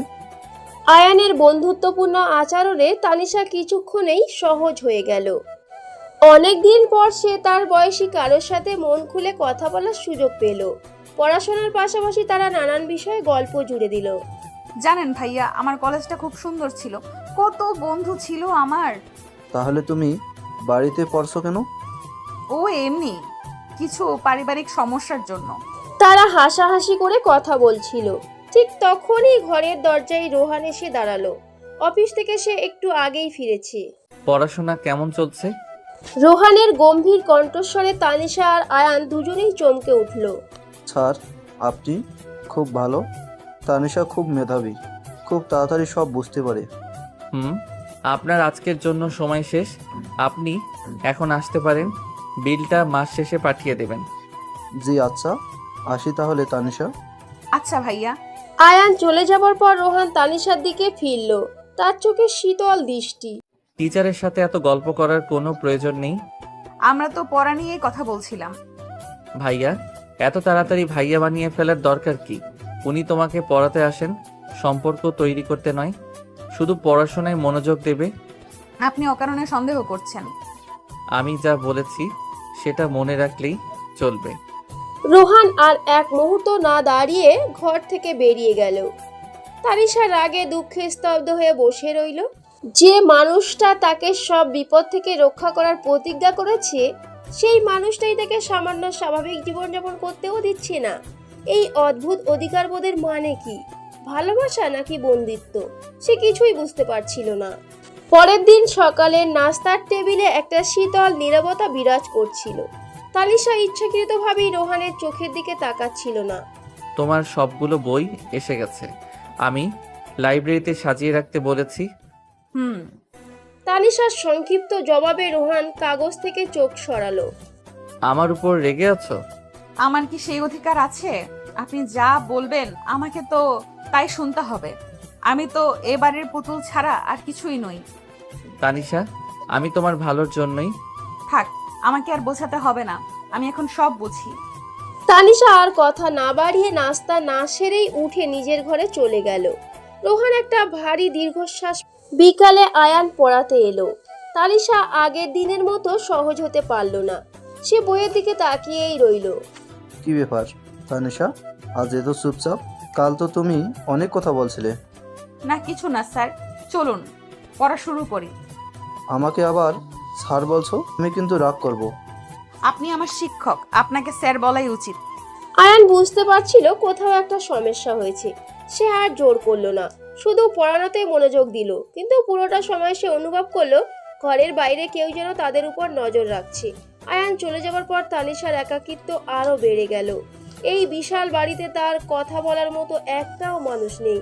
তার হঠাৎ করেই তার সবচেয়ে কাছের বান্ধবী নীলার কথা মনে পড়লো। তার সাথে কথা বলতে পারলে হয়তো মনটা একটু হালকা হতো, কিন্তু তার কাছে কোনো ফোন নেই। সে কিছুক্ষণ চিন্তা করে লিমাকে খুঁজতে গেল। লিমা তখন রান্নাঘরে রহমান চাচির আড়ালে কাজ করছিল। লিমা, এদিকে একটু শোনো। জি ম্যাডাম। তুমি আমাকে একটা সাহায্য করতে পারবে? খুব দরকার। কি সাহায্য ম্যাডাম? রহমান চাচি দেখে ফেললে আমার চাকরি থাকবে না। কেউ দেখবে না, আমার একটা ফোন লাগবে। খুব সাধারণ একটা ফোন হলেই চলবে। আমি শুধু আমার এক বান্ধবীর সাথে কথা বলবো, প্লিজ না করো না। ফোন? কিন্তু স্যার যদি জানতে পারেন? তিনি জানবেন না, আমি তোমাকে টাকা দেব, তুমি কাল আসার সময় আমার জন্য একটা ফোন নিয়ে আসতে পারবে? লিমা তানিশার অসহায় মুখের দিকে তাকিয়ে না করতে পারল না। সে ভয়ে ভয়ে মাথা নাড়ল। ঠিক আছে ম্যাডাম, আমি চেষ্টা করব। সন্ধ্যায় অফিস থেকে রোহান ফিরল। তার হাতে একটা সুন্দর করে র্যাপিং পেপার দিয়ে মোড়ানো প্যাকেট। সে সোজা তানিশার ঘরে গেল। তানিশা তখন জানলার বাইরে তাকিয়েছিল। এটা তোমার জন্য। তানিশা ঘুরে তাকালো। রোহান তার দিকে একটা বইয়ের সেট এগিয়ে দিল। এসবের কি দরকার ছিল? তুমি বলেছিলে লাইব্রেরিতে তোমার পছন্দের লেখকের বই নেই, তাই নিয়ে এলাম। ভাবলাম এগুলো পড়লে তোমার সময় কাটবে। তানিশা অবাক হয়ে গেল। তার পছন্দের লেখকের নাম এই লোকটা মনে রেখেছে। তার রাগী মনটা একটু নরম হলো। ধন্যবাদ। তুমি সবসময় এত রেগে থাকো কেন? আপনি আমাকে যেভাবে বন্দি করে রেখেছেন তাতে কি আমার হাসি খুশি থাকার কথা? আমি বন্দি করে রাখিনি তানিশা, আমি তোমাকে চিন্তামুক্ত রাখতে চাই। কিসের চিন্তা? কি বিপদ আমার? আপনি কিছুই পরিষ্কার করে বলেন না। রোহান কিছুক্ষণ চুপ করে রইল। সে বুঝতে পারল মেয়েটাকে অন্ধকারে রেখে তার বিশ্বাস অর্জন করা সম্ভব নয়। ঠিক আছে, বসো। আমি তোমাকে কিছু কথা বলছি, কিন্তু তোমাকে শান্ত থাকতে হবে, ভয় পাবে না। বলুন। তোমার বাবা মানে আমার শ্বশুর মশাইয়ের একজন ব্যবসায়িক অংশীদার ছিল, নাম শফিক চৌধুরী। শফিক আঙ্কেল? আমি তো তাকে ছোটবেলা থেকেই চিনি। সেই লোকটাই তোমার বাবার সবচেয়ে বড় শত্রু। সে তোমার বাবার সাথে প্রতারণা করে তার সমস্ত সম্পত্তি কেড়ে নিতে চেয়েছিল। তোমার বাবা রাজি না হওয়ায় সে তোমাদের পরিবারের ক্ষতি করার হুমকি দেয়। ক্ষতি? কিসের ক্ষতি? সে তোমাকে টার্গেট করেছিল তানিশা। সে চেয়েছিল তোমাকে কিডন্যাপ করে তোমার বাবাকে ব্ল্যাকমেইল করতে। কথাগুলো শুনে তানিশার শরীর বরফের মতো ঠান্ডা হয়ে গেল। তার বিশ্বাসই হচ্ছিল না যে মানুষটাকে সে আঙ্কেল বলে ডাকতো সে এত ভয়ঙ্কর হতে পারে। তাহলে আমাদের এই বিয়েটা? তোমাকে তার নাগালের বাইরে রাখার এটাই ছিল সবচেয়ে নিরাপদ এবং একমাত্র উপায়। রোহান আহমেদের স্ত্রী হিসেবে তোমাকে স্পর্শ করার সাহস শফিক চৌধুরী বা তার মতো 10 জনও পাবে না। সব রহস্যের পর্দা সরে গেল। তানিশা স্তব্ধ হয়ে রোহানের দিকে তাকিয়ে রইল। এতদিন ধরে যে মানুষটাকে সে তার জীবনের সবচেয়ে বড় সমস্যা, তার জেলখানার জেলার ভেবে এসেছে, সেই মানুষটাই আসলে তার সবচেয়ে বড় রক্ষা কবচ। তার রাগী চোখের আড়ালে তার শাসনের পেছনে যে এত বড় একটা কারণ লুকিয়েছিল তা সে কল্পনাও করতে পারেনি। তার চোখ দিয়ে অঝরে পানি পড়তে শুরু করলো। তবে এবার তার রাগ বা অভিমানের কারণে নয়, বরং এক তীব্র অনুশোচনায় আর কৃতজ্ঞতা থেকে। রোহানের বলা সত্যটা জানার পর তানিশার পৃথিবীটা যেন এক মুহূর্তে থেমে গিয়েছিল। তার চোখের সামনে এতদিন ধরে জমে থাকা সব রাগ, ক্ষোভ, অভিমান গলে গিয়ে জায়গা করে নিল এক গভীর কৃতজ্ঞতা আর অনুশোচনা। আমি এইসবের কিছুই জানতাম না। আমি আপনাকে অনেক ভুল বুঝেছি, কত কি বলেছি আপনাকে। আমাকে ক্ষমা করে দিন। তোমার কোনো দোষ নেই তানিশা, দোষটা আমারই উচিত ছিল তোমাকে সবকিছু আগে খুলে বলা। আমি শুধু চাইনি তুমি এত অল্প বয়সে এসব জেনে ভয় পাও। তানিশা ফুপিয়ে কেঁদে উঠল। রোহান ইতস্তত করে তার পাশে বসলো, খুব সাবধানে, যেন তানিশা ভয় না পায়। সে তার মাথায় হাত রাখলো। এখন সবটা জেনেছো তাই না? এবার অন্তত বিশ্বাস করবে যে আমি যা কিছু করি তোমার ভালোর জন্যই করি।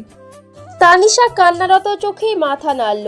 তার কাছে এই স্পর্শটা, এই গলার স্বরটা পৃথিবীর সবচেয়ে নিরাপদ আশ্রয় বলে মনে হলো। পরের দিন সকালে বাড়ির পরিবেশটাই ছিল অন্যরকম। তানিশা যখন নাস্তার টেবিলে এলো তখন তার চোখে মুখে কোনো অভিযোগ ছিল না, ছিল এক স্নিগ্ধ শান্তি। আপনার অফিসের জন্য দেরি হচ্ছে না? আর 10 মিনিট। তুমি ঠিক আছো তো? রাতে ঘুম হয়েছিল? আমি একদম ঠিক আছি। আপনি নিজের খেয়াল রাখবেন আর সাবধানে থাকবেন। চিন্তা করো না, আমার জন্য ভাবার আগে নিজের কথা ভাববে। রোহান অফিসে চলে যাওয়ার পর বাড়িটা আবার ফাঁকা হয়ে গেল। কিন্তু আজ তানিশার নিজেকে বন্দি মনে হচ্ছিল না। সে এখন জানে এই বাড়ির উঁচু দেয়ালগুলো তাকে বাইরের বিপদ থেকে আড়াল করে রেখেছে। ঠিক দুপুরে যখন রহমান চাচি তার ঘরে বিশ্রামে ছিলেন, লিমা ভয়ে ভয়ে তানিশার ঘরে এলো। ম্যাডাম, এই নিন। লিমা তার ওড়নার ভেতর থেকে একটা ছোট বাটন ফোন বের করে তানিশার হাতে দিল। কেউ দেখার আগে লুকিয়ে ফেলুন, আমি যাই। ফোনটা হাতে নিয়ে তানিশার মনে অপরাধবোধ কাজ করতে লাগলো। গতকালও সে এই ফোনটার জন্য কতটা মরিয়া ছিল, আর আজ? এখন আর তার রোহানের আড়ালে কিছুই করতে ইচ্ছে করছে না। যে মানুষটা তার জন্য এত বড় ঝুঁকি নিয়েছে, তার বিশ্বাস সে ভাঙবে কি করে? সে ফোনটা চালু না করে ড্রয়ারের এক কোনায় লুকিয়ে রাখলো। বিকেলে রোহান খুব তাড়াতাড়ি বাড়ি ফিরে এলো। তার মুখ ভীষণ গম্ভীর। এসেই সে কাউকে ফোনে কঠিন গলায় নির্দেশ দিচ্ছিল। সে শহরের বাইরে কেন? শেষবার কোথায় দেখা গেছে? ওর উপর 24 ঘন্টা নজর রাখো, সে যেন কোনোভাবেই বাড়ির কাছাকাছি ঘেঁষতে না পারে। আমি আসছি। রোহান ফোনটা রাখতেই দেখলো তানিশা দরজায় দাঁড়িয়ে আছে। তার চোখে ভয়। সব ঠিক আছে? শফিক চৌধুরীর কোনো খবর? না, তেমন কিছু না, অফিসের চাপ। তুমি চিন্তা করো না। আপনি আবার আমার কাছে লুকাচ্ছেন। আমি আপনার গলার স্বর শুনেই বুঝেছি কিছু একটা হয়েছে। প্লিজ আমাকে বলুন। তানিশা, আমি তোমাকে এসবে জড়াতে চাই না। আমি তো এর মধ্যেই জড়িয়ে আছি রোহান। আমাকে আর বাচ্চা মেয়ে ভাববেন না। আমি আপনার স্ত্রী, আপনার বিপদের সমান অংশীদারও আমি। আমাকে বলুন আমি কিভাবে আপনার পাশে থাকতে পারি। আমাকে শক্তি দিন, ভয় নয়। তানিশার কণ্ঠস্বরের দৃশ্যতাই রোহান স্তব্ধ হয়ে গেল। সে অবাক হয়ে দেখল তার সামনে দাঁড়িয়ে থাকা পিচ্চি মেয়েটার চোখে মুখে কি ভীষণ আত্মবিশ্বাস আর বুদ্ধিমত্তার ছাপ। সে যাকে এতদিন রক্ষা করার কথা ভেবেছে, সে এখন তার পাশে দাঁড়ানোর কথা বলছে। তুমি সত্যি ভয় পাবে না? আপনি পাশে থাকলে কোনো ভয় নেই। রোহান একটা দীর্ঘশ্বাস ফেলে তাকে সত্যিটা বলার সিদ্ধান্ত নিল। শফিক চৌধুরী এখন আর শহরে নেই, সে আমাদের গ্রামের বাড়ির দিকে গেছে। আমার ধারণা সে তোমার বাবার খোঁজ করছে, যাতে তাকে চাপ দিয়ে তোমার ঠিকানা বের করতে পারে। বাবা, তাহলে তো বাবার বিপদ। আমি আমজাদ চাচাকে সতর্ক করে দিয়েছি, আর আব্বুকেও অন্য একটা নিরাপদ জায়গায় সরিয়ে নেওয়ার ব্যবস্থা করছি। কিন্তু এখন তোমাকে আমার উপর পুরোপুরি বিশ্বাস রাখতে হবে, একটাও ভুল করা চলবে না। আমি আপনার উপর বিশ্বাস করি। এখন বলুন আমাকে কি করতে হবে। রোহান প্রথমবার তানিশার চোখে ভয় বা কান্নার বদলে দেখল এক অদ্ভুত সাহস। সে বুঝতে পারল তার পিচ্চি বউটা এখন শুধু তার সুরক্ষার পাত্রী নয়, বরং এই কঠিন যুদ্ধের একজন সহযোদ্ধা হয়ে উঠেছে। তাদের সম্পর্কটা এখন আর শুধু স্বামী স্ত্রীর নয়, বরং একে অপরের সবচেয়ে বড় ভরসার জায়গা হয়ে উঠল। রোহানের স্টাডি রুমের দরজাটা এতদিন তানিশার জন্য এক অঘোষিত নিষিদ্ধ এলাকা ছিল, কিন্তু আজ রাতে সেই দরজাটা খোলা।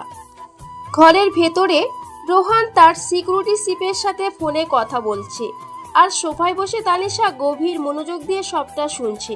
তার চেহারায় ভয়ের বদলে ফুটে উঠেছে এক অদ্ভুত একাগ্রতা। না, গ্রামের বাড়িতে ফোর্স আরও বাড়াতে হবে না।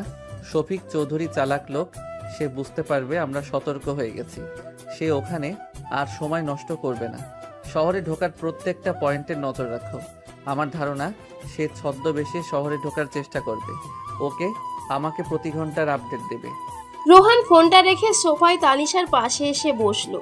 তার কপালে গভীর চিন্তার ভাঁজ। শফিক আঙ্কেল যদি বাবাকে খুঁজে না পায়, তাহলে তার পরের চাল কি হতে পারে? সে শহরে ফিরে আসার চেষ্টা করবে, কারণ তার আসল টার্গেট তুমি। অথবা সে এমন কাউকে খুঁজবে যাকে ব্যবহার করে আমার উপর চাপ সৃষ্টি করা যায়। আপনার কোনো বন্ধু বা ব্যবসার প্রতিযোগী? হতে পারে। আমার প্রত্যেকটা মুভমেন্টের উপর ওরা নজর রাখছে। তানিশা কিছুক্ষণ গভীর চিন্তায় ডুবে রইল। ছোটবেলা থেকে শফিক চৌধুরীকে সে দেখে এসেছে, তার স্বভাব আর অহংকার সবই তার চেনা। শফিক আঙ্কেলের একটা খুব বড় বলতা আছে। কি? তার একমাত্র মেয়ে স্নেহা আমার চেয়ে বছর দুয়েকের বড়, বিদেশে পড়াশোনা করে। স্নেহা তার বাবার পৃথিবী। মেয়ের গায়ে একটা আঁচড় লাগুক, এটা শফিক আঙ্কেল সহ্য করতে পারবে না। রোহান অবাক হয়ে তানিশার দিকে তাকালো।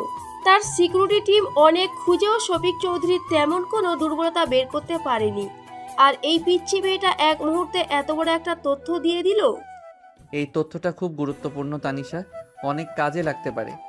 আমি আপনাকে সাহায্য করতে চাই রোহান। আমাকে শুধু বলুন কি করতে হবে। রোহানের মনটা এক অজানা গর্বে ভরে উঠল। সে বুঝতে পারছিল তার স্ত্রী শুধু তার আশ্রয়কে থাকা এক অসহায় কিশোরী নয়, বরং বুদ্ধিমত্তায় সে অনেকের চেয়ে এগিয়ে। পরের দিনটা কাটলো এক চাপা উত্তেজনায়। রোহান অফিসে গেলেও প্রতি ঘন্টায় ফোন করে তানিশার খোঁজ নিচ্ছিল, আর তানিশা তার মাথায় তখন অন্য চিন্তা। বাবা আর রোহানের সুরক্ষা নিশ্চিত, কিন্তু তার মায়ের কি হবে? রোহান এমনিতেই অনেক চাপে আছে, তাকে এই নিয়ে নতুন করে চিন্তায় ফেলতে ইচ্ছে করলো না। সে ড্রয়ার থেকে লিমার দেওয়া সেই গোপন ফোনটা বের করলো। অনেক দ্বিধা নিয়েও শেষ পর্যন্ত সে তার সবচেয়ে কাছের বান্ধবী নীলাকে ফোন করলো। হ্যালো নীলা, আমি তানিশা। তানিশা, তুই কোথায়? তোর ফোন বন্ধ কেন? কাকিমা তোকে নিয়ে কি পরিমাণ চিন্তা করছে তুই জানিস? আর তোর বিয়ে হয়ে গেল, আমাদের জানালিও না। তোর বর তোকে আটকে রেখেছে, তাই না? আরে থাম, একসঙ্গে এত প্রশ্ন করিস না। আমার হাতে একদম সময় নেই। তুই শুধু আমার একটা কাজ করে দিবি। কি কাজ? আগে বল, তুই ঠিক আছিস তো? আমি একদম ঠিক আছি। আর রোহান আমার স্বামী, সে পৃথিবীর সেরা মানুষ। আমি একটা সমস্যায় আছি, তবে বিপদটা অন্য জায়গায়। তুই কি আজ বিকেলে একবার আমাদের পুরনো বাড়ির আশেপাশে যেতে পারবি? কেন, কি হয়েছে? তুই শুধু দেখবি কোনো অপরিচিত লোক বা গাড়ি বাড়ির আশেপাশে ঘোরাঘুরি করছে কিনা। বিশেষ করে মায়ের ওপর খেয়াল রাখবি, কিন্তু খবরদার এমনভাবে যাবি যেন কেউ তোকে সন্দেহ না করে। আর কাজটা হয়ে গেলে আমাকে এই নাম্বারেই ফোন করবি প্লিজ নীলা, এটা আমার খুব জরুরি। ঠিক আছে, আমি যাব, কিন্তু তুই নিজের খেয়াল রাখিস। ফোনটা রেখে তানিশার বুকে ধুকপুকুনি বেড়ে গেল। সে কি ঠিক কাজ করলো? রোহানের বিশ্বাস ভেঙে ফেললো না তো? কিন্তু মায়ের চিন্তায় সে আর কিছু ভাবতে পারছিল না। সেই রাতটা ছিল বেশ শান্ত। রোহান কাজ সেরে যখন তার স্টাডিতে গেল, তখন দেখলো টেবিলের উপর ধোয়া ওঠা কফির মগ রাখা। সে অবাক হয়ে পেছনে তাকাতেই দেখলো তানিশা দরজায় দাঁড়িয়ে আছে। আপনি সারাদিন অনেক পরিশ্রম করেন, ভাবলাম কফি খেলে হয়তো ভালো লাগবে। ধন্যবাদ। রোহান কফির মগে চুমুক দিল। তানিশা তার সামনে এসে চেয়ার টেনে বসলো। তোমার ঘুমানো উচিত, অনেক রাত হয়েছে। আপনার চিন্তা হলে আমার ঘুম আসে না। তানিশার সহজ স্বীকারোক্তিতে রোহানের বুকের ভেতরটা উষ্ণ হয়ে উঠল। সে কাছ থেকে চোখ সরিয়ে তানিশার দিকে পূর্ণ মনোযোগ দিল। তুমি কি কখনো এই বিয়েটা নিয়ে আফসোস করো তানিশা? সত্যি বলবো, হুম। আগে খুব করতাম, মনে হতো আমার জীবনটা শেষ হয়ে গেল, কিন্তু এখন করি না। এখন ভাবি সেদিন যদি আপনার সাথে আমার বিয়েটা না হতো তাহলে আমার কি হতো। হয়তো তানিশার গলা ধরে এলো। রোহান তার চেয়ার থেকে উঠে এসে তানিশার সামনে দাঁড়ালো। আলতো করে তার হাতটা নিজের হাতের মধ্যে তুলে নিল। আমি থাকতে তোমার কোনো ভয় নেই, কিচ্ছু হতে দিতাম না আমি। তাদের আবেগঘন মুহূর্তটা একটা ফোনের শব্দে ভেঙে গেল। রোহানের সিকিউরিটি টিমের ফোন। সে ফোনটা কানে লাগিয়ে কিছুক্ষণ কথা বলল, আর তার মুখটা কঠিন হয়ে গেল। ঠিক আছে, আমি দেখছি। ফোন রেখে সে দ্রুত ল্যাপটপ অন করলো। কি হয়েছে? শফিক চৌধুরী শহরে ঢুকেছে ছদ্মবেশে, আমরা তাকে ট্র্যাক করতে পারিনি। কথাগুলো বলেই রোহান তার টিমের পাঠানো কিছু সার্ভাইলেন্স ফুটেজের ছবি দেখতে লাগলো। ছবিগুলো শহরের বিভিন্ন এন্ট্রি পয়েন্টের। এদের মধ্যে কাউকে কি তুমি চেনো? দেখো তো, শফিক চৌধুরীর সাথে আগে দেখেছো এমন কেউ? তানিশা ছবিগুলো ঝুঁকে পড়ে দেখতে লাগলো। সব অচেনা মুখ। হঠাৎ একটা ছবিতে তার চোখ আটকে গেল। একটা লোক যে শফিক চৌধুরীর পেছনে দাঁড়িয়ে আছে, লোকটার মুখটা অস্পষ্ট, কিন্তু তার হাতে একটা জিনিস ধরা যা তানিশার বুকের ভেতরটা কাঁপিয়ে দিল। একটা অদ্ভুত দর্শন, রূপালী লাইটার। বিকেলে যখন আয়ান স্যার তাকে পড়াচ্ছিলেন, তখন তিনি কথা বলার সময় পকেট থেকে রুমাল বের করতে গিয়ে ভুল করে লাইটারটা ফেলে দিয়েছিলেন। হুবহু একই রকম দেখতে। কি হলো, কাউকে চিনেছো? তানিশার মুখ থেকে কথা বের হচ্ছিল না। তার পুরো শরীর ভয়ে ঠান্ডা হয়ে গেছে। লোকটাকে আমি চিনি না, কিন্তু কিন্তু কি? তার হাতে ওই লাইটারটা, ওইটা আমি আজকেই দেখেছি। রোহান ভুরুকুচকে তার দিকে তাকালো। কোথায় দেখেছো? কার কাছে? আয়ান স্যারের কাছে। ঘরের ভেতরে যেন বজ্রপাত হলো। রোহান স্তব্ধ হয়ে তানিশার মুখের দিকে তাকিয়ে রইল। যে বিপদকে সে এতদিন বাড়ির দেয়ালের বাইরে আটকে রাখার চেষ্টা করছিল, সেই বিপদ আসলে এক সাদাসিধে শিক্ষকের ছদ্মবেশে তাদের শোবার ঘরের দরজা পর্যন্ত পৌঁছে গেছে। তাদের সবচেয়ে সুরক্ষিত আশ্রয়টাই এখন সবচেয়ে ভয়ঙ্কর ফাঁদ। রোহানের স্টাডি রুমের ভারী বাতাসে তখন পিতনপতন নীরবতা। ল্যাপটপের স্ক্রিনে ভেসে থাকা ঝাপসা ছবিটার দিকে তাকিয়ে তানিশার পুরো পৃথিবীটা দুলছিল। যে বিপদকে সে দেয়ালের বাইরের জগতের অংশ ভেবে এসেছে, সেই বিপদ যে শিক্ষকের বেশে তার পড়ার টেবিলে এসে বসেছে, এটা ভাবতেই তার শিরদাঁড়া দিয়ে এক শীতল স্রোত বয়ে গেল। তুমি নিশ্চিত তানিশা? তুমি ঠিক এই জিনিসটাই দেখেছো? কোনো ভুল হচ্ছে না তো? না, আমি 100% নিশ্চিত। কাল উনি পেন তোলার সময় এটা ওনার পকেট থেকে পড়ে গিয়েছিল। অদ্ভুত দেখতে বলে আমার মনে আছে, উনি খুব তাড়াতাড়ি তুলে নিয়েছিলেন। রোহানের বুকটা মুহূর্তে পাথরের মতো কঠিন হয়ে গেল। তার চোখে কোনো ভয় ছিল না, ছিল শিকারী হিংস্রতা। শীতল মস্তিষ্কের ধারালো গণনা। সে এক মুহূর্তও সময় নষ্ট করলো না। দ্রুত ফোন তুলে তার সিকিউরিটি টিমকে ডায়াল করলো। তার গলার স্বর ছিল বরফ শীতল, যেন ফিসফিস করে কথা বলছে, কিন্তু প্রতিটি শব্দ ছিল ইস্পাতের মতো ধারালো। আরহাম, কোড রেড, আমাদের অ্যাসেট কম্প্রোমাইজ থ্রেট এখন বাড়ির ভেতরে। ইমিডিয়েটলি পুরো বাড়ি লকডাউন করো। বাইরের কেউ ঢুকবে না, ভেতরের কেউ বেরোবে না, প্রত্যেকটা এক্সিট পয়েন্ট সিল করে দাও। আর শোনো, কাজটা হবে নিঃশব্দে, বাড়ির অন্য স্টাফরা যেন কিছুই টের না পায়। ফোনটা কেটেই রোহান ঘুরে দাঁড়ালো। সে প্রায় এক লাফে তানিশার কাছে এসে তার হাত টেনে ধরে ঘরের মাঝখানে নিয়ে এলো, জানলা থেকে দূরে। আয়ান নামে আমাদের বাড়িতে কেউ নেই তানিশা। সে শফিক চৌধুরীর পাঠানো গুপ্তচর। ঈশ্বর জানে সে এতদিন ধরে আমাদের কত তথ্য পাচার করেছে। সে হয়তো শুধু তথ্য সংগ্রহের জন্য আসেনি, হয়তো কোনো সুযোগের অপেক্ষায় ছিল, তোমাকে একা পাওয়ার সুযোগ। তার মানে ও আমাকে মারতে এসেছিল? মারতে অথবা তুলে নিয়ে যেতে, কিন্তু এখন আর সেটা সম্ভব নয়। সে এখন আমাদের ফাঁদে আটকে গেছে। এখন কি হবে? কাল সে আবার তোমাকে পড়াতে আসবে, আর তুমি এমন ব্যবহার করবে যেন তুমি কিছুই জানো না। তোমাকে একদম স্বাভাবিক থাকতে হবে।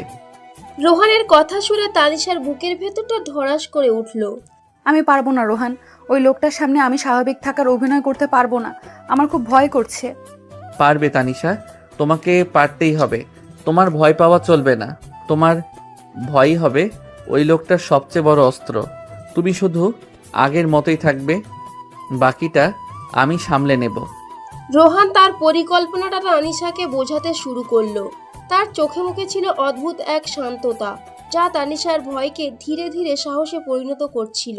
আমি তোমার জামায় একটা খুব ছোট, প্রায় অদৃশ্য একটা রেকর্ডিং ডিভাইস লাগিয়ে দেব। তুমি শুধু স্বাভাবিকভাবে কথা বলবে, চেষ্টা করবে কথার ছলে তার কাছ থেকে বের করার সে কেন এসেছে, তার উদ্দেশ্য কি। পারবে না?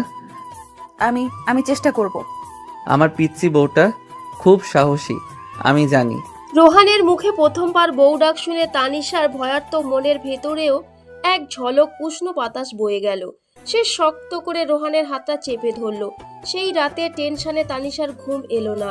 তার মাথায় ঘুরছিল শুধু আয়ানের মুখটা। কি ভীষণ বন্ধুত্বপূর্ণ ব্যবহার, কি মিষ্টি হাসি, অথচ সেই হাসির আড়ালে লুকিয়ে আছে এক ভয়ঙ্কর বিষধর সাপ। ঠিক তখনই তার মনে পড়ল নীলার কথা। সে তো তাকে ফোন করে খবর দেওয়ার কথা বলেছিল। এই চরম উত্তেজনার মুহূর্তে সে কি রোহানকে তার গোপন ফোনের কথা বলবে? রোহান কি তাকে ভুল বুঝবে? তার বিশ্বাসটা কি ভেঙে যাবে? অনেক ভেবে চিন্তে সে সিদ্ধান্ত নিল এখন রোহানকে নতুন করে কোনো চাপ দেওয়া ঠিক হবে না। সে নিঃশব্দে বাথরুমে গিয়ে দরজা বন্ধ করলো।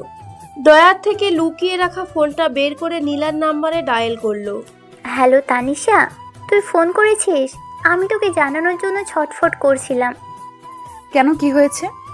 সব ঠিক আছে তো? মা ভালো আছে? হ্যাঁ, কাকিমা ভালো আছেন। আমি ওনাদের বাড়ির পাশ দিয়ে ঘুরে এসেছি।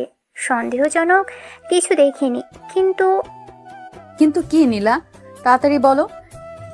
আমি যখন ফ্রি ছিলাম তখন আমাদের পাড়ার পুরনো লাইব্রেরিটার সামনে একটা প্রাইভেট অ্যাম্বুলেন্স দাঁড়িয়ে থাকতে দেখলাম। আর আমি নিজের চোখে দেখেছি শফিক চৌধুরী খুব তাড়াহুড়ো করে অ্যাম্বুলেন্সের ভিতরে কাউকে ঢোকালো। কিন্তু সবচেয়ে ভয়ঙ্কর ব্যাপার হলো শফিক চৌধুরীর সাথে আয়ান ভাইয়াও ছিল, তো টিউটর। নীলার কথা শুনে তানিশার পায়ের নিচের মাটি সরে গেল। আয়ান তাহলে শুধু বাড়ির ভেতরে নয়, বাইরেও সক্রিয়। কিন্তু অ্যাম্বুলেন্সে কে ছিল? কাকে নিয়ে গেল ওরা? এই তথ্যটা তো ভীষণ জরুরি। রোহানকে এটা এক্ষুনি জানানো দরকার। পরের দিন সকালটা ছিল বছরের দীর্ঘতম সকাল। তানিশা আয়ানের সামনে দাঁড়িয়ে দেখছিল রোহান খুব সাবধানে তার সালোয়ার কামিজের নিচে ছোট্ট একটা বোতামের মতো ডিভাইস লাগিয়ে দিচ্ছে। একদম ভয় পাবে না, আমি পাশের ঘরেই থাকবো। হেডফোনে তোমাদের সব কথা শুনতে পাবো, আর আমার লোকরাও বাড়ির প্রতিটি কোণায় প্রস্তুত আছে। সে পালানোর কোনো পথই পাবে না। শুধু মনে রাখবে তুমি একা নও। ঠিক 10টায় কলিং বেল বেজে উঠল। আয়ান এসেছে। তানিশা বুক ভরা সাহস নিয়ে দরজা খুলল, মুখে একটা মেকি হাসি ঝুলিয়ে। গুড মর্নিং তানিশা, কি ব্যাপার আজ তোমাকে এত ফ্রেশ লাগছে? তেমন কিছু না স্যার, রাতে ঘুমটা ভালো হয়েছে। তারা পড়ার টেবিলে বসলো। তানিশার বুকের ভেতরটা হাতুড়ির মতো পেটাচ্ছিল, কিন্তু সে বাইরের প্রকাশ করলো না। স্যার, কাল আপনার লাইটারটা দেখেছিলাম, খুব ইউনিক তো। আয়ান প্রশ্নটা শুনে এক মুহূর্তের জন্য থমকে গেল। তার চোখের মণিতে ফুটে উঠল এক সূক্ষ্ম সন্দেহ। ও এটা তেমন কিছু না, এক বন্ধু গিফট করছে। আচ্ছা চলো ওরা শুরু করা যাক। তানিশা বুঝতে পারল লোকটা খুব ধূর্ত। সে আর কথা না বাড়িয়ে পড়ায় মন দেওয়ার ভান করলো, কিন্তু তার মাথায় তখন ঘুরছে নীলার বলা কথাটা। সে আর অপেক্ষা করতে পারল না। স্যার 1 মিনিট, আমি একটু ওয়াশরুম থেকে আসছি। তানিশা ঘর থেকে বেরিয়ে দ্রুত পাশের ঘরে ঢুকলো, যেখানে রোহান আর তার 2 নিরাপত্তা কর্মী হেডফোনে সব শুনছিল। রোহান, কি হয়েছে? সব ঠিক আছে? আমার একটা কথা শুনুন প্লিজ, রাগ করবেন না। আমি আপনার অগোচরে একটা ফোন ব্যবহার করেছিলাম। তানিশা এক নিঃশ্বাসে নীলার কাছ থেকে পাওয়া পুরো খবরটা রোহানকে বলল। অ্যাম্বুলেন্সে শফিক চৌধুরী আর তার সাথে আয়ানের উপস্থিতি সব। তথ্যটা শোনার সাথে সাথে রোহানের চোখ বদলে গেল। সে আয়ানকে শুধু গুপ্তচর ভেবেছিল, কিন্তু সে যে কিডন্যাপিং এর সাথেও জড়িত। এটা শোনার পর রোহান বুঝতে পারল ঝুঁকিটা তার ধারণার চেয়েও অনেক বেশি। আয়ানের উদ্দেশ্য হয়তো শুধু তথ্য পাচার নয়, তানিশাকে এখান থেকে তুলে নিয়ে যাওয়া। আরহাম, পজিশন নাও। আমি সিগন্যাল দিলেই ভেতরে ঢুকবে। রোহান তানিশার দিকে ফিরল। তুমি এখনই ঘরে ফিরে যাও, আর ঠিক 5 মিনিট পর তুমি অজ্ঞান হয়ে পড়ার অভিনয় করবে। পারবে? পারবো। তানিশা ঘরে ফিরতেই আয়ান সন্নিগ্ধ চোখে তাকালো। এ তো দেরি হলো। শরীরটা ভালো লাগছে না স্যার, মাথাটা ঘুরছে। কথাটি বলতে বলতেই তানিশা অজ্ঞান হয়ে চেয়ার থেকে মেঝেতে ঢলে পড়ল। আয়ান হতবম্ব হয়ে গেল। সে কি করবে বুঝতে না পেরে তানিশাকে তোলার জন্য ঝুঁকে পড়তেই ঘরের দরজাটা সশব্দে খুলে গেল। রোহান আর তার সশস্ত্র নিরাপত্তা কর্মীরা ঝড়ের বেগে ঘরে ঢুকলো। আয়ান কিছু বোঝার আগেই দুজন তাকে জাপটে ধরে মেঝেতে ফেলে দিল। সে তানিশাকে ঢাল হিসাবে ব্যবহার করার সুযোগটুকুও পেল না। আমাকে ছেড়ে দে, তোরা আমাকে চিনিস না। আমি তোকে খুব ভালো করে চিনি, তোর লিডার শফিক চৌধুরীকেও চিনি। রোহান আয়ানের সামনে ঝুঁকে বসে তার কানে ফিসফিস করে বলল, তোর বসকে ফোন করে বল তার আদরের মেয়ে স্নেহা এখন লন্ডনে আমার মানুষদের কড়া নিরাপত্তায় পড়াশোনা করছে। আমার স্ত্রীর গায়ে একটা আঁচড় লাগলে স্নেহার পড়াশোনা ওখানেই শেষ হয়ে যাবে। কথাগুলো শুনে আয়ানের চোখ আতঙ্কে বিস্ফোরিত হয়ে গেল। সে বুঝতে পারল সে যার সাথে খেলতে এসেছিল সে তার চেয়েও ভয়ঙ্কর খেলোয়াড়। আয়ানকে যখন টেনে হিঁচড়ে নিয়ে যাওয়া হচ্ছিল তখন তানিশা উঠে দাঁড়িয়েছে। সে ছুটে এসে রোহানকে জড়িয়ে ধরল। সব শেষ, বিপদ কেটে গেছে। আমি খুব ভয় পেয়েছিলাম। রোহান তাকে আরো শক্ত করে জড়িয়ে ধরল। তুমি ফোনটা ব্যবহার করে একদম ঠিক কাজ করেছো। তোমার দেওয়া তথ্যের জন্যই আজ আমরা ওকে ধরতে পেরেছি। কিন্তু কথা দাও, ভবিষ্যতে আমার কাছে আর কিছুই লুকাবে না। আমরা একটা টিম, মনে আছে? মনে আছে। বাড়ির ভেতরের সবচেয়ে বড় বিপদটা আজ দূর হলো। তাদের দুজনের বিশ্বাস আর সাহসের কাছে শত্রু পরাজিত হলো। কিন্তু তানিশার মাথায় তখনও ঘুরছিল একটাই প্রশ্ন, তাহলে সেদিন অ্যাম্বুলেন্সে করে ওরা কাকে তুলে নিয়ে গিয়েছিল? আয়ানকে যখন রোহানের লোকেরা টেনে হিঁচড়ে ঘর থেকে বের করে নিয়ে যাচ্ছিল তখনও তার চোখে মুখে ছিল রাজ্যের বিস্ময় আর অবিশ্বাস। সে ভেবেছিল সে বাঘকে খাঁচায় ভরতে এসেছে, কিন্তু নিজেই যে শেয়ালের মতো ফাঁদে আটকা পড়বে তা তার কল্পনাতেও ছিল না। তানিশা তখনও রোহানের নিরাপদ আশ্রয়ে দাঁড়িয়ে কাঁপছিল। বিপদটা এত কাছ থেকে চলে গেল ভাবতেই তার শরীর ঠান্ডা হয়ে আসছিল। সব ঠিক আছে, ও এখন আমাদের কবজায়। কিন্তু কিন্তু আমার বাবার কি হবে? আয়ান তো বলল। আমি জানি, আমাদের হাতে সময় খুব কম। রোহান তার নিরাপত্তা প্রধান আরহামকে ইশারা করলো আয়ানকে ভেতরের একটা ঘরে নিয়ে যাওয়ার জন্য। মিনিট 10 মধ্যেই রোহান আর তানিশা সেই ঘরে ঢুকলো। আয়ান একটা চেয়ারে বাঁধা, তার চোখে মুখে ভিন্ন ভাব। আমাকে মেরে ফেলো, আমার মুখ থেকে একটা কোথাও বের করতে পারবে না। তোকে মারার কোনো শখ আমার নেই আয়ান। আমার শুধু একটা প্রশ্নের উত্তর চাই, অ্যাম্বুলেন্সে কে ছিল? আমি জানি না। সত্যি? তাহলে শফিক চৌধুরীকে ফোন করে বলি লন্ডনে তার মেয়ে স্নেহার ভিসার মেয়াদ মনে হয় শেষ হয়ে এসেছে।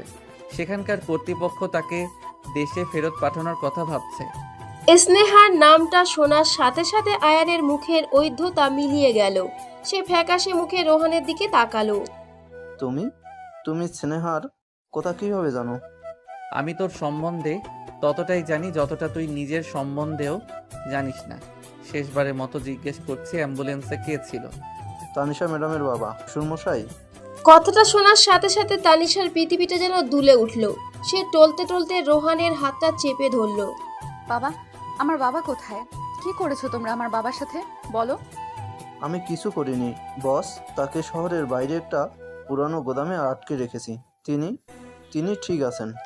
ঠিক সেই মুহূর্তে রোহানের ফোন বেজে উঠল। একটা অজানা নাম্বার। রোহান স্পিকারে ফোনটা অন করলো। ওপাশ থেকে একটা স্মুর পরিচিত কণ্ঠস্বর ভেসে এলো। কি খবর রোহান আহমেদ? আমার পাঠানো উপহারটা নিশ্চয় পছন্দ হয়েছে। বাজে কথা না বলে আসল কথা বল শফিক। আসল কথা হলো, তোমার শ্বশুর এখন আমার কাছে বন্দি, আর আমার সবচেয়ে বিশ্বস্ত লোকটা তোমার কাছে। তো একটা ছোট লেনদেন হয়ে যাক। কি চাস তুই? আমার মেয়ে স্নেহার ওপর থেকে তোর নজর সরিয়ে নে, আর তোর শ্বশুরকে ফেরত নিয়ে যা। বিনিময়ে আয়ান আর তানিশাকে আমার হাতে তুলে দিবি। আমি কোথাও যাব না। শফিক, তোর এই স্বপ্ন কোনোদিনও পূরণ হবে না। তাহলে তোর শ্বশুরের মৃত্যুর জন্য তৈরি থাক। আমি তোকে 24 ঘন্টা সময় দিলাম। হয় তানিশাকে আমার হাতে তুলে দিবি, নয়তো তার বাবার লাশটা পাবি। ফোনটা কেটে গেল। ঘরের ভেতরে নেমে এলো এক ভয়ঙ্কর নীরবতা। তানিশা কান্নায় ভেঙে পড়ল। সব আমার জন্য হচ্ছে, আমার জন্য বাবা।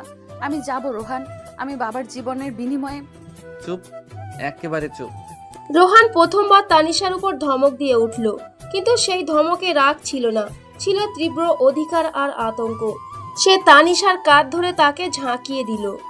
তোমার কিছু হলে আমি বাঁচবো না তানিশা। তুমি কি এটা বোঝো না? এই যুদ্ধটা শুধু তোমার নয়, এখন এটা আমাদের যুদ্ধ, আর এই যুদ্ধে আমরাই জিতবো। রোহান এরপর কয়েকটা ফোন করলো। তার পুরো টিমকে সে প্রস্তুত হতে বলল। সে শফিক চৌধুরীর সাথে দেখা করার জন্য একটা জায়গা ঠিক করলো। শহরের বাইরের এক পরিত্যক্ত কারখানা। আমি একাই যাব। না, আমি আপনাকে একা যেতে দেব না, আমিও যাব। তানিশা, জেদ করো না, এটা বিপজ্জনক। আমার বাবা ওখানে আছেন আর আপনি আছেন। আমার জীবন তো আপনাদের সাথেই। আমাকে ছাড়া আপনি এই যুদ্ধটা জিততে পারবেন না, প্লিজ। রোহান তানিশার চোখের দিকে তাকিয়ে তার দৃশ্য সংকল্প দেখতে পেল। সে আর না করতে পারল না। পরের রাত, পরিত্যক্ত কারখানাটার চারপাশে ঘুটঘুটে অন্ধকার। রোহানের গাড়িটা এসে থামলো। সে একা গাড়ি থেকে নামলো। কারখানার ভেতরে শফিক চৌধুরী তার লোকদের নিয়ে দাঁড়িয়েছিল, আর এক পাশে একটা চেয়ারে বাঁধা ছিলেন তানিশার বাবা। এসেছিস? আমি তো ভাবলাম তুই ভয়ে আসবি না। তানিশা কই? আগে আমার শ্বশুরকে ছাড়ো। আগে তানিশা। ঠিক তখনই কারখানার পেছনের দরজা দিয়ে তানিশা হেঁটে ঢুকলো। তাকে দেখে শফিক চৌধুরীর চোখে লোভী এক ঝলমল ফুটে উঠল। এই নে আমার লক্ষ্মী মেয়ে, চলে এসো, আঙ্কেলের কাছে চলে এসো। আগে আমার বাবাকে ছাড়ুন। শফিক চৌধুরী ইশারা করতেই তার লোকেরা তানিশার বাবাকে ছেড়ে দিল। তিনি দুর্বল পায়ে মেয়ের দিকে এগিয়ে আসতে লাগলেন। আর ঠিক সেই মুহূর্তে যখন শফিকের সব মনোযোগ তানিশার দিকে, রোহান তার হাতের ঘড়ি থেকে একটা সিগন্যাল পাঠালো। পরের কয়েকটা মুহূর্ত যেন ঝড়ের মতো বেয়ে গেল। কারখানার ছায়ার লুকিয়ে থাকা রোহানের কমান্ডো টিম নিঃশব্দে ভেতরে ঢুকে পড়ল। শফিকের লোকেরা কিছু বুঝে ওঠার আগেই তাদের কাবু করে ফেলল। শফিক চৌধুরী বিপদ বুঝে তানিশার দিকে দৌড়ে গেল, তাকে জিমিক্সি করার জন্য। তানিশা! কিন্তু সে পৌঁছানোর আগেই তানিশা চিৎকার করে উঠল। নেহা। মেয়ের নাম শুনে শফিক চৌধুরী এক মুহূর্তের জন্য থমকে দাঁড়ালো। তার পা দুটো যেন মাটিতে আটকে গেল। আর সেই এক মুহূর্তের সুযোগই কাজে লাগালো রোহান। সে বাঘের মতো ঝাঁপিয়ে পড়ে শফিক চৌধুরীকে মাটিতে ফেলে দিল। সব কোলাহল থেমে গেল। তানিশা ছুটে গিয়ে তার বাবাকে জড়িয়ে ধরল। পুলিশ এসে শফিক আর তার লোকেদের নিয়ে গেল। অধ্যায়টা শেষ হলো। সেই রাতে রোহানের বাড়ির ব্যালকনিতে দাঁড়িয়েছিল তানিশা। আকাশে পূর্ণিমার চাঁদ। তার বাবা এখন নিরাপদ, বিশ্রাম নিচ্ছেন। বিপদ কেটে গেছে। সব শেষ হয়ে গেল, আর কোনো ভয় নেই। আমাদের বিয়েটা হয়েছিল আমাকে বিপদ থেকে বাঁচানোর জন্য। এখন তো সেই বিপদ নেই, তাহলে এখন? তানিশার ভয়ে ভরা প্রশ্নটা শুনে রোহান তার দিকে ফিরল। সে আলতো করে তানিশার দুই গালে হাত রাখলো। তার চোখে ছিল এমন এক গভীর আবেগ যা তানিশা আগে কখনো দেখেনি। বিপদ হয়তো শেষ হয়ে গেছে তানিশা, কিন্তু আমার জীবন তো সবে শুরু হলো। যে বিয়েটা আমার জন্য একটা দায়িত্ব ছিল, সেটা কখন যে আমার বেঁচে থাকার নিঃশ্বাস হয়ে গেছে আমি নিজেও টের পাইনি। আমি তোমাকে ভালোবাসি, আমার পিচ্চি বউ।